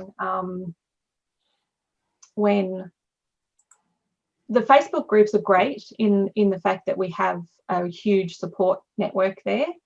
But it feels like over the last year or two that some people have just been using it as a first go-to without even doing any research themselves first. And it kind of feels like a really lazy way of finding out information. And we have such a wealth of knowledge in amongst the groups on Facebook, and it's almost like an insult to their knowledge sharing if you haven't actually done your research first and read the comments and what's already written. Yeah. Don't take advantage of it just in that aspect, like, because you're just wasting, because everyone's busy and you're just wasting people's time. So yeah, I think it's really great that we have the support network there and use it 100%. Use the right channels for giving back constructive feedback to software apps and software partners, and you'll get a better result when you do that than just having a whinge where you haven't actually tested things out properly or looked for information yourself. I think that's one of the reasons why people find the Xero support a little bit frustrating, because most of the time when people, because it's annoying to put a support call in and sit around waiting, and so most people will already search and look for the answer first before doing that support call. And when you get a anal message back that looks like it's just been cut and pasted from a support standard comment, it's bad when you've got to respond. Frustrated. It's bad when you've got to respond back and say you did not read what I wrote. Yeah. Not so when I do a support call with Xero, because I know that's what happens, I put in exactly what I have done. Yeah. Word for word. I've cleared my cookies. I've cleared my cookies and reset my browser. Yeah, I have turned my computer off and on. I have like do everything that the support work, like the wording, what it tells you to do. If you've tried all that and everything fails, then go to plan C. Ask for help. But yeah, I think if you do use the right support channels, then you get a better result. Yeah. In the end. Definitely. Oh, thank you very much for that. Can I interrupt, Beau, with something sparkly? Hello, Tamara. I have a secret about you. Woo! Would you like to know it? Sure. You were It's not going to be a secret anymore, is it? I know, but I've been holding it in for 9 months. Oh my goodness, am I your baby? You were my bookkeepers in practice secret Santa gift person. Oh! So every time I see you, I'm like, oh, it's her. Oh, I should go put my earrings on. I was so excited. I got your earrings. Beautiful earrings from New Zealand, guys. Yeah.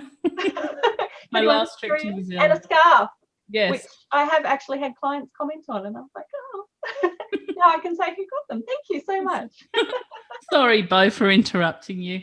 Oh, that's a good sort of segue, because we're always talking before as well about like remembering to treat people as people. It's another big thing. Like, make sure that we remember, even though we're sitting on virtual computer screens and stuff, that humans are humans. So don't exactly like you said, when you're responding with just being a dick or raging about things, people generally just look at that and go, that guy's a dick, or that person's a dick. Why would I respond to them as a nice way? Yeah, I'm not going to help them. So remember that you're talking to people, and try and make it as easy on them as you'd like to be, as easy on you.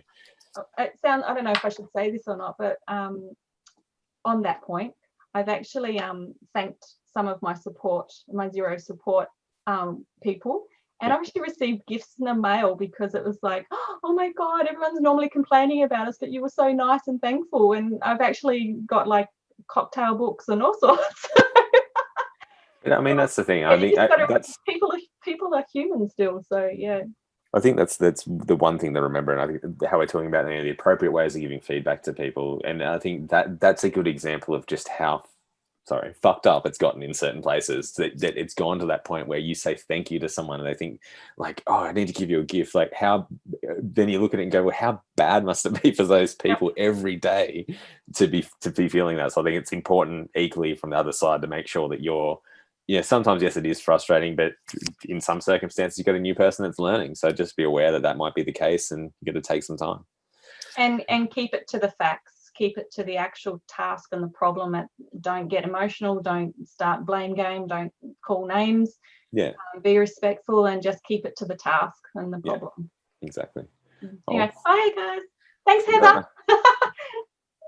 Well, thank you very much for that. Melinda, hello. How are you? Before we move on, though, do we need to mention that we do have the bookkeeper of the year in the room, the person who stole my award? Oh, so that's Simon, is it? Yes. And he's just going to sit there and not even say a word. I'll say it. Thank you very much, Nicole. That's really lovely of you to call that out. Appreciate it. Yeah, I thought that was funny. Actually, tomorrow. Oh, look, there he is. I was actually thinking you were going to win, Nicole, so I didn't even prepare a speech because I had picked you to be the winner. So I had a trophy good to go and everything. I had my support crew. That were. I know, it was fantastic. I actually didn't go to that much effort because I really wasn't expecting to win, and I'm glad I put makeup on. I'd already had a couple of drinks under my belt thinking, oh no. But yeah, so I had actually thought you were going to win it. I had picked you to be the winner. So in my mind, you're the winner. Go on. Tell me more. You've got the little hat and everything for it. So. Actually, that was good time. That was good time. Actually, tomorrow, just on that subject, I rang the ATO the other day and I needed something backdated really badly. And I actually used my name, where I was from, my business name, and I used her name. And 5 minutes into the conversation, she actually stopped. She goes, you know what? You're the first person to actually use my name all week. She goes, no one else uses their names. She was really grateful that, you actually acknowledged who they were. And even the last, few weeks, I've actually gone out of my way, to really make sure my manners and the difference in the ATO in using just plain manners, names, thank you, is going a long way with me when it comes to needing those extraordinary things done. But yeah, I think people are forgetting manners these days just when it comes to speaking to those faceless people. So yeah, she was really thankful. So it got me a long way with her, so which was good. So, but yeah, people have just got to remember manners. So we'll see how we go. But yeah, I've been listening to what everyone else has been saying. It's been really interesting. And I think giving feedback to apps, I deal with both ends of it, with small software companies and the bigger software companies. And it's really interesting watching the dynamics and the difference in between, how they interact and how you can interact with them. And it's been really interesting. I think it works both ways in getting things done. The bigger companies grow, the harder it is to get anything changed. They seem to be on this development program and buying, other add-ons or whatever. And I think that's how they're losing a lot of their users. The bigger they grow, the harder it is to get anything changed when they do software updates. And say like Maya, for example, just recently converted their desktop versions to browser and forgot to take over half the functionality with it. And now we're all battling to get half the functionality. So we're basically using two different forms. We're trialing their online software, but then we've got to go back to using the desktop software because the online one doesn't have the functionality that we need. So I think it works both ways, and it's interesting watching, even on social media, just the dynamics in the different, not just the everyday pages, the partner pages, as to the interaction with the software companies. If you give them a bit of feedback, there's one, you just get crickets, or you get that pro forma, we've received your feedback, I'll go to our community page and put your idea on the community page. Well, we don't get any feedback on the community pages. We don't get any feedback on the Facebook pages. You know, how are you meant to get changes made? You know, you just feel like a number at the moment. So, yeah, so it's interesting. Then you go to, like, I use Reckon because it suits a lot of my clients for what we do, and Xero won't do consolidated text codes. But, you know, you go to their Facebook site on their professional partner site, and their technicians are actually there giving you feedback then and there on the site as to, you know, if there is an issue as to how to fix it, you can ask them directly. So, you know, it really shows the difference in between just the difference of a smaller software company to a bigger one. And whilst that smaller one may not quite have all the bells and whistles of the bigger ones, you're more inclined to use the smaller ones because you get that interaction back from them. So yeah, I think that's a really important point, is that when you're giving feedback, that it's actually acknowledged in some way, and not just a, hey, blah, blah, blah, we've received your thing. Because you kind of just look at that, and especially a lot of time, you're like, well, I put a lot of effort in actually telling what was wrong, and now I'll just get this random response that kind of says, that's great. And it's just basically an ignorant response in a way. What's interesting is like for when people actually do respond, or it may not be straight away, but you might get something 2 weeks later where they say, oh, look, we've had a look at this. This is something that we're going to work on. There's some form of acknowledgement, because I know what you're talking about when you look at certain things online and you go, well, how do we even know that any of this is even being remotely actioned? I guess is the best way to explain it. Yeah, that's right. And I actually try and get in on a lot of the when they call it their trial version things that they're bringing out, because it actually gives you access sometimes to a lot of their high-end developers. And once you actually get in contact with them, you know, in the test development sites, it actually gives you access to them for other things as well. Yeah. So it actually provides you with that stepping stone. You know, there may be something else broken, and you can sort of call in and, you know, send them an email, hey, can you have a look at this? You don't abuse it. It's just when you really need it. But, you know, if you can get in on those, you know, the ground level of their testing, I find that helps a lot as well to actually get definitely to get you in on that. And I think, like Carla was saying also before, you know, if the software companies can just give us a roadmap as to what their vision is, and what they're doing in the next 30, 60, 90-day cycles, that would put a lot of angst, you know, back in the box, so to speak. But someone did give me a very good reasoning for why we don't really see that as much from Xero anymore, though, because they're now a public company. They don't necessarily want to be displaying what they do intend on working on, which is understandable, because they're trying to protect what they may want to build to stop someone else building it. But it's frustrating, but there's obviously they've got their own commercial interest that they need to protect on their side that may not be beneficial to yeah. And the one plus to Xero is they seem to have they've obviously got a 30-day development cycle. They've got a regular 30-day drop cycle going with updates, whereas, you know, some of them are still on 90, 126 month development cycles. And with technology these days, people are expecting a lot more quicker turnarounds in technologies. So, you know, there's still a long way catching up for some of those companies, you know, from both a development release cycle and from the social media cycles. You know, with like Mild, we don't hear boo out of them on their Mild partner site. You know, you can tag in someone and they just don't reply. And so they wonder why people, they just get cheesed off. So it works both ways. We need to mind our P's and Q's and not get on our soapboxes so much when things crash for a day. But, you know, that happens. But, we need, I think that open communication needs to be there a lot more, I think. Yeah. I think it's like you said, it gets difficult when businesses become as large as what they become to still open up those channels in it. I think that's probably the more difficult challenge, is making sure that it's still an effective way of doing it.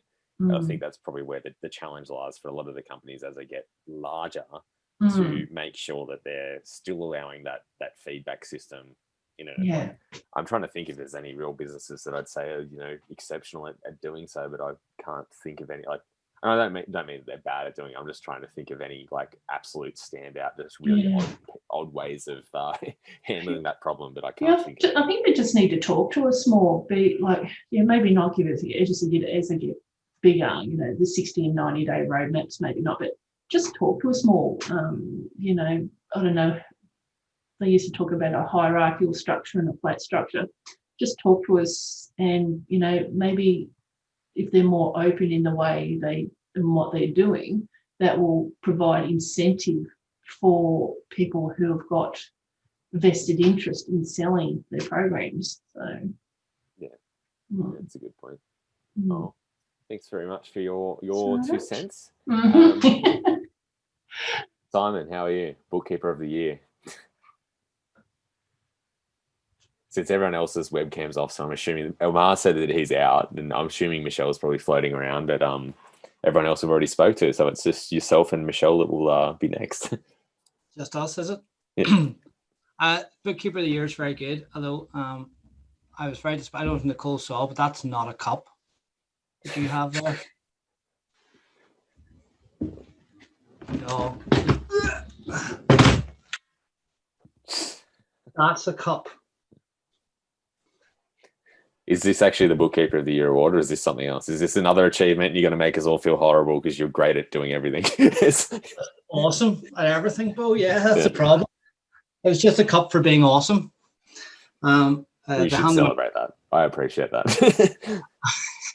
I filled it with Irish coffee earlier and drank it, so I'm a wee bit wobbly today.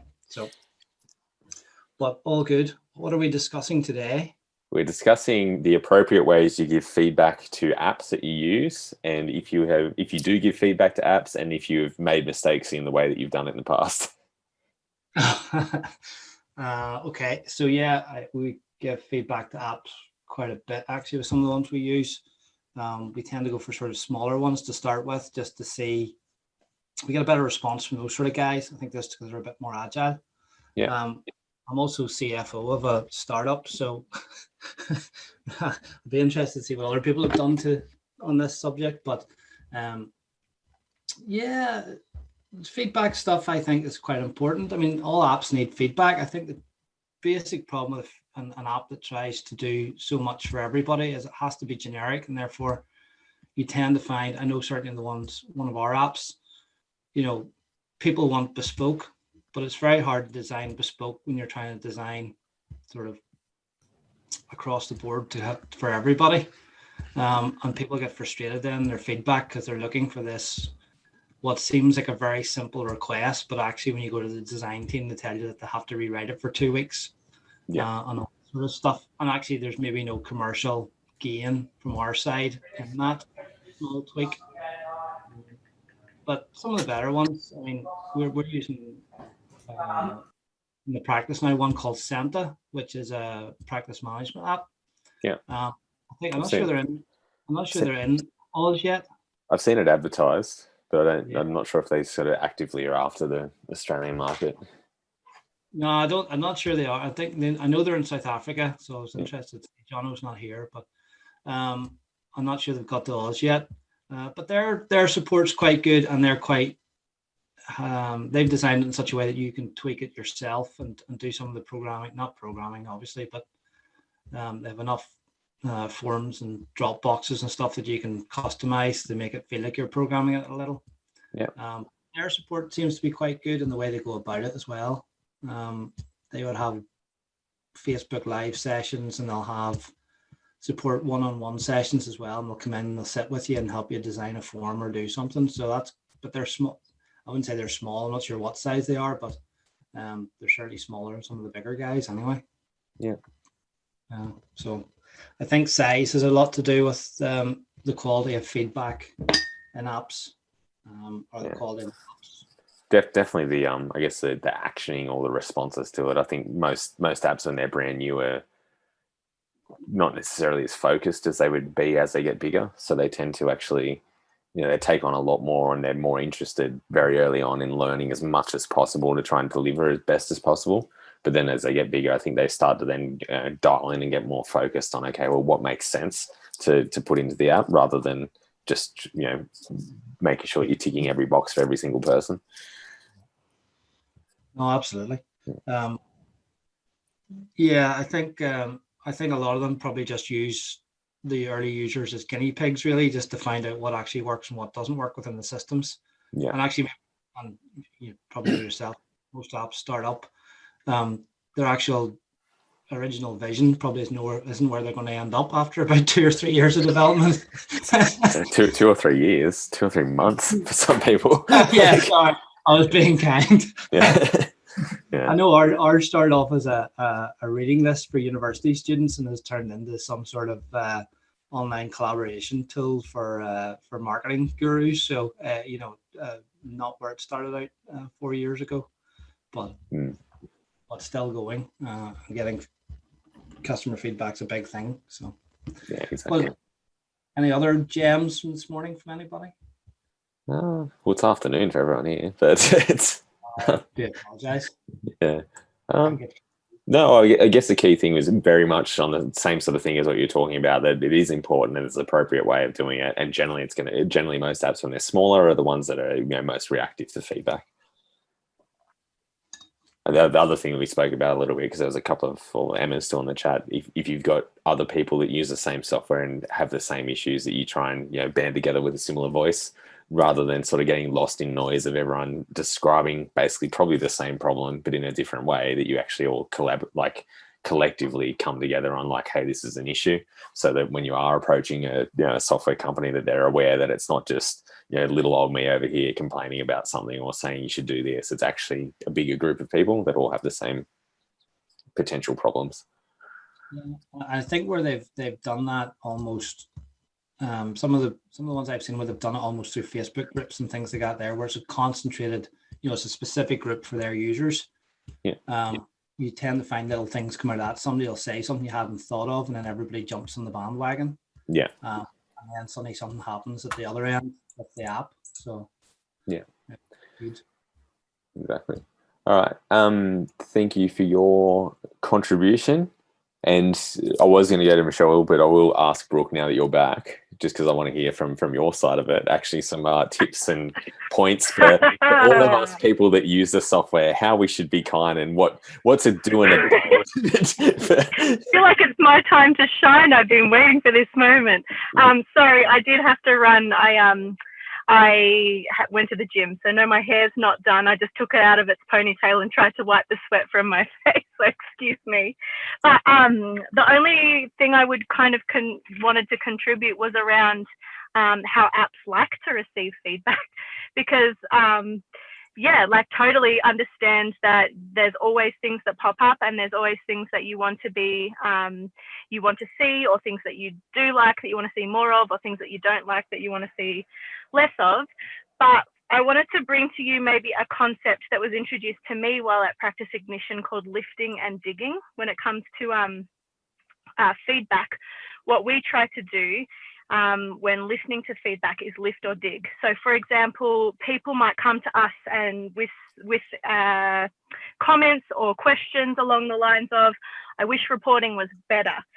We need better integrations for Practice Ignition to work for us, or whatever it might be. That's too high.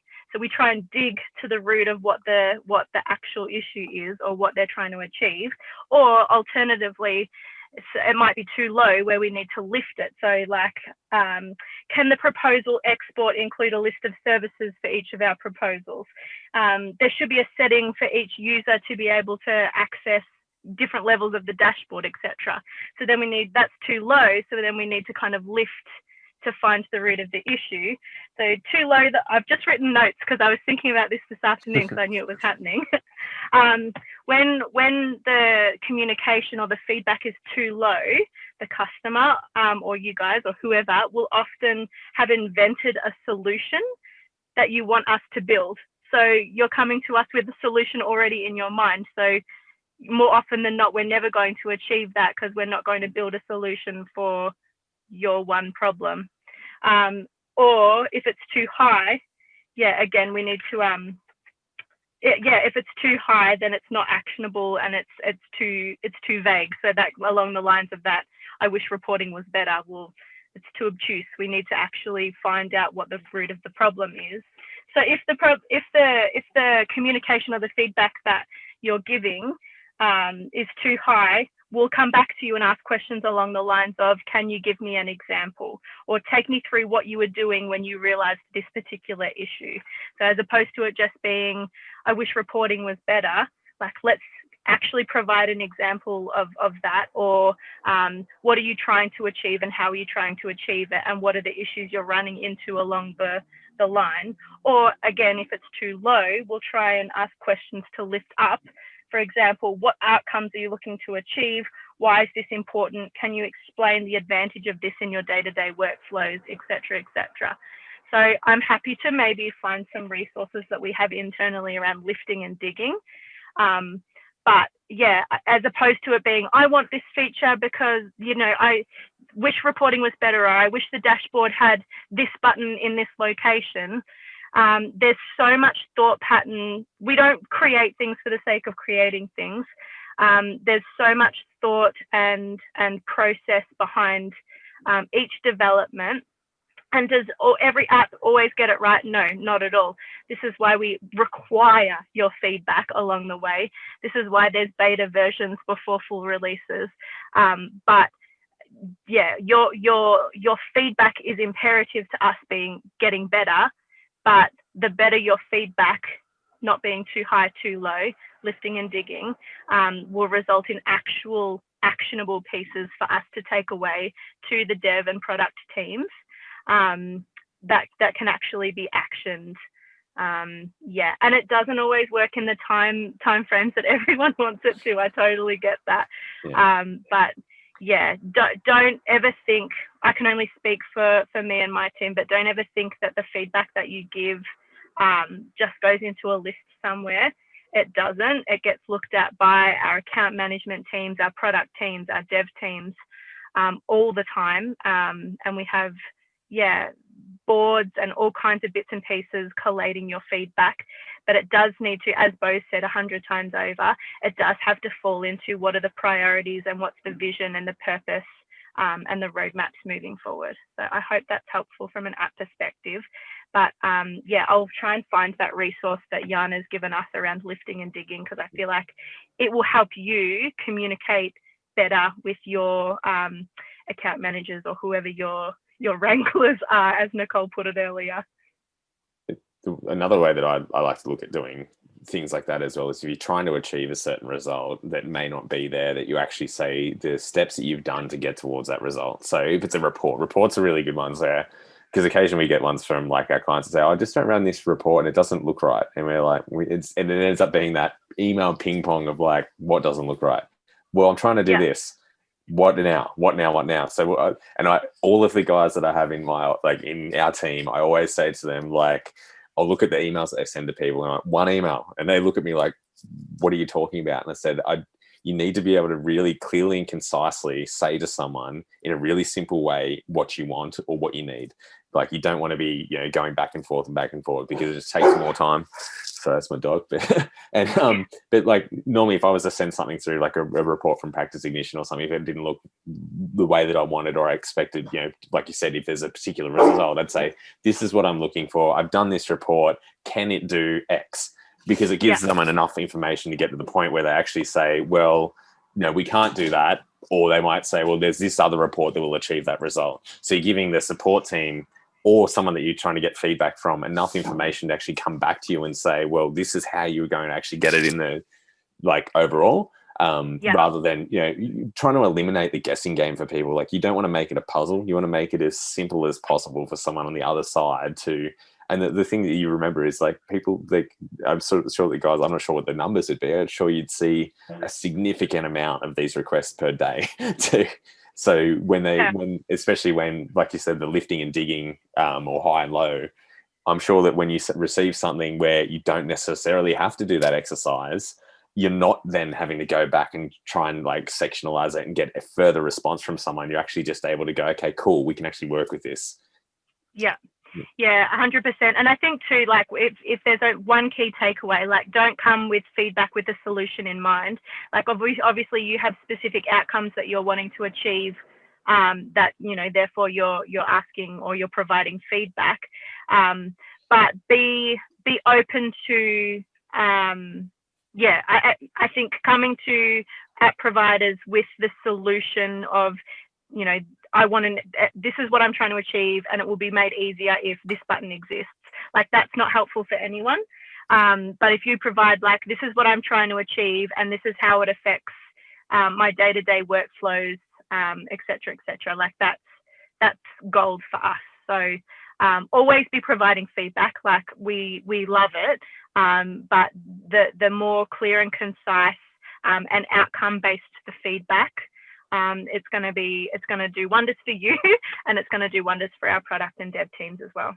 I think that's a really important one. Like Carla just written, you know, it's important to R&D, and that's probably the biggest thing as well. Is if you are going to, it's like what we talked about earlier. If you can get multiple people together that have similar issues, that you can at least communicate it on an effect. Same thing. You know, the one email kind of idea that everyone gets together and goes, "This is it."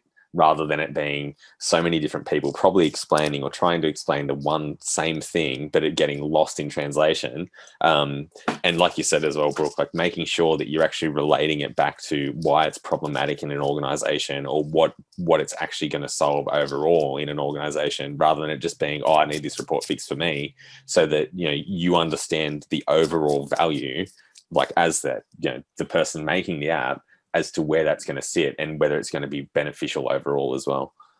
Yeah. And I hate to break it to you, but more often than not, we're not going to make adjustments for one person. Do you know what I mean? Like, there's not going to be extra buttons inserted in softwares or code adjusted because it makes one person's life easier. But if you're able to go, you know, if you're able to explain and show examples and justify the outcome and how that's beneficial for XYZ. And I'm not asking you to rally the troops, but at the same time, like, you need to be able to communicate effectively. And I feel like lifting and diggings are, from our perspective, it helps us gain a better understanding of the outcomes that you're trying to achieve. And how practice ignition, or in our context, how practice ignition can play a part in that. Thanks for this chat too. I'm going to listen to the full recording, but great topic suggestion. Oh, thanks for your insights. I did see you pop up earlier. I was like, you're dobbed in. Hope you come back later. I've got some questions for you. Initially, I was watching on Facebook because I was like, oh, I wonder if anyone will say anything about practice ignition. I wanted people to speak freely without me being there, but I was there. Brooke, I'm going to put my hand up. I spoke about PI. You can hate me now. Oh, I don't hate you. Not at all. I'm just putting it out there. Just being honest. I own it. That's okay. Oh, thanks for those words and insights. I'll check if Michelle's there. Are you actually around, Michelle? Let's assume that's a no. So Chris, how are you today? We'll go to you instead. Good, thanks. I have been listening on and off on Facebook between Zoom meetings, so but I thought I'd finish up the day by jumping on this one.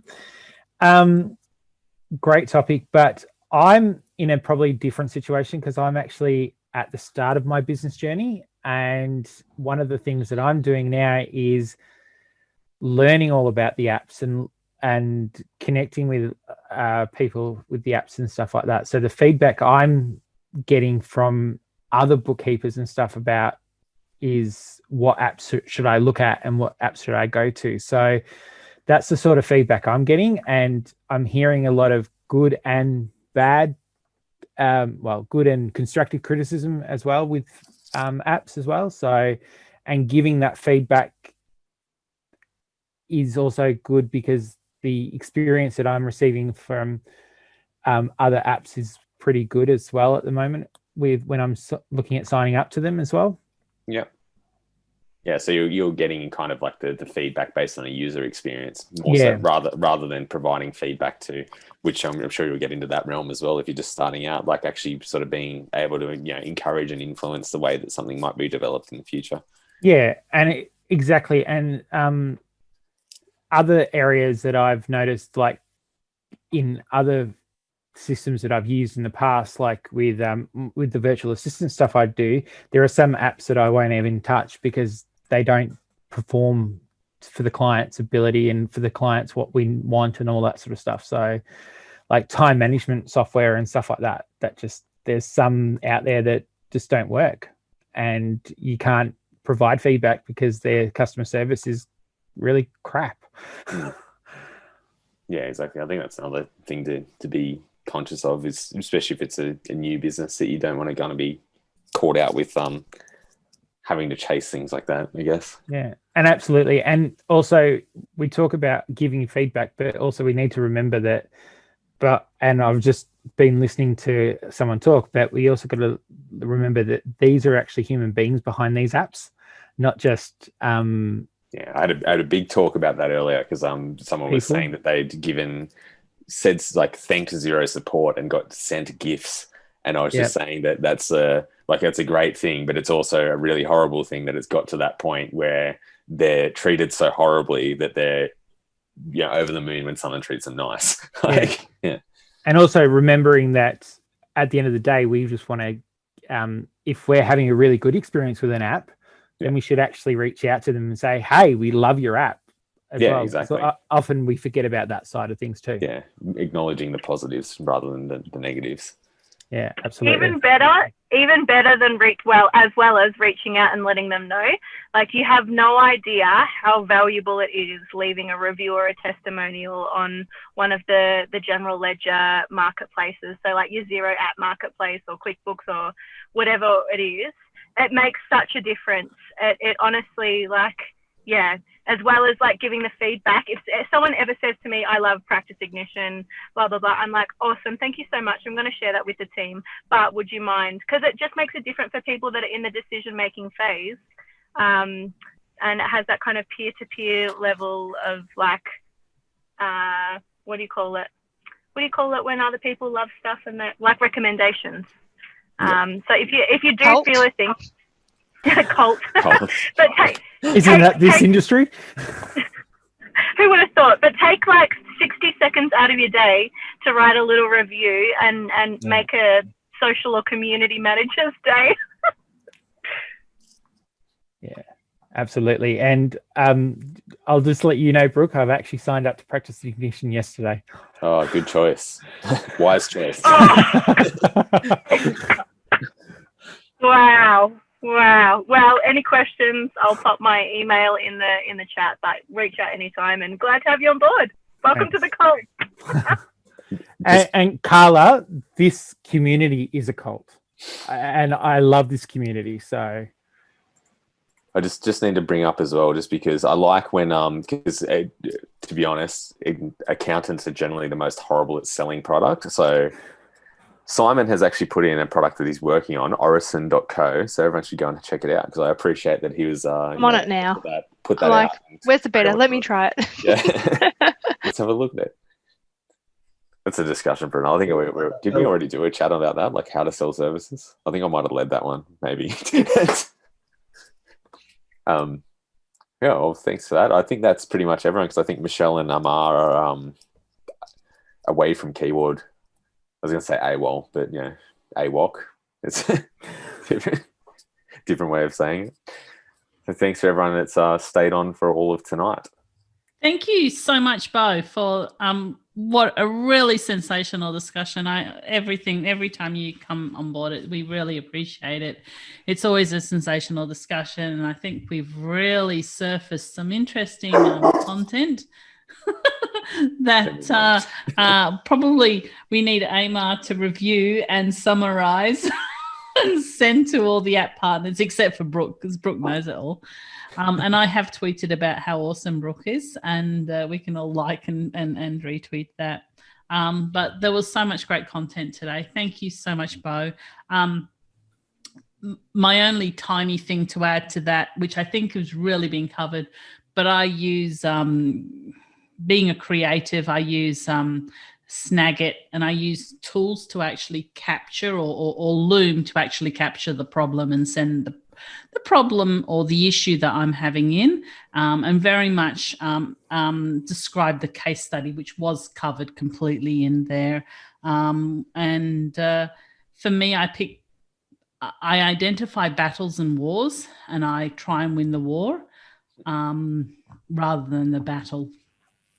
I think that's another important thing is if you've got a way of making it very easy to show someone, like screenshots, videos, that sort of thing, what you're trying to achieve. Like I was saying before as well, don't make it a puzzle for the person that you're trying to like explain what something is. Like try and explain it as concisely as you can.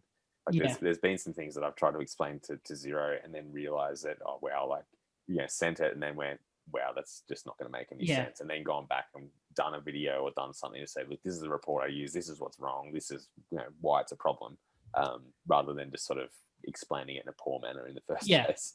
Yeah, totally. I think Carla's just, I think, posted she's getting a T-shirt made up which says "I loom everything." I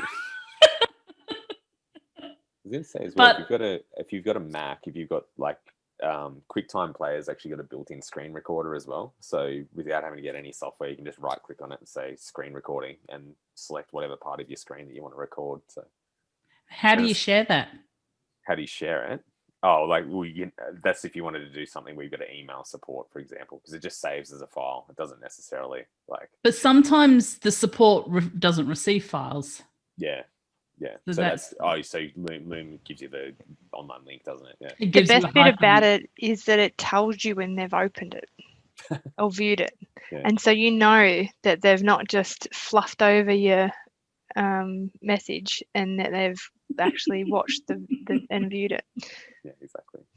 I have used like just YouTube unlisted videos before for like things that we've like, mainly if it's something that we want to give to like our clients but not show publicly. So yeah, there's been plenty of different options for video, but I've seen a lot of people using Loom. I didn't realize that it actually tracked the opening and views and things like that. Yeah. It's very tricky. Oh look, Beau's going to go off and try that one now. We've found a new tool for Beau. Does Loom just teach Beau a thing? This is incredible. I'll get you a T-shirt, Beau. Does Loom work for Macs? Because I'm a Mac user. it's a browser based. Cool. I've downloaded because of course, when Loom came out and there was no desktop version because I wanted to record stuff on my PC, not just in my browser, and you can't do that through the extension. Then they did a test for a desktop version, and I've got that as well, and that's really good for capturing anything. Like we use it internally for loads of different things.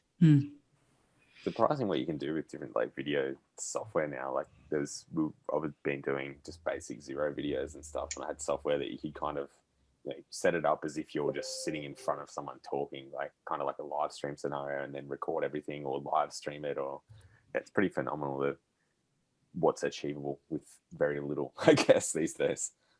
It is. I think that sums up this year. It's what's achievable with pretty much nothing, like really light solutions. That is amazing.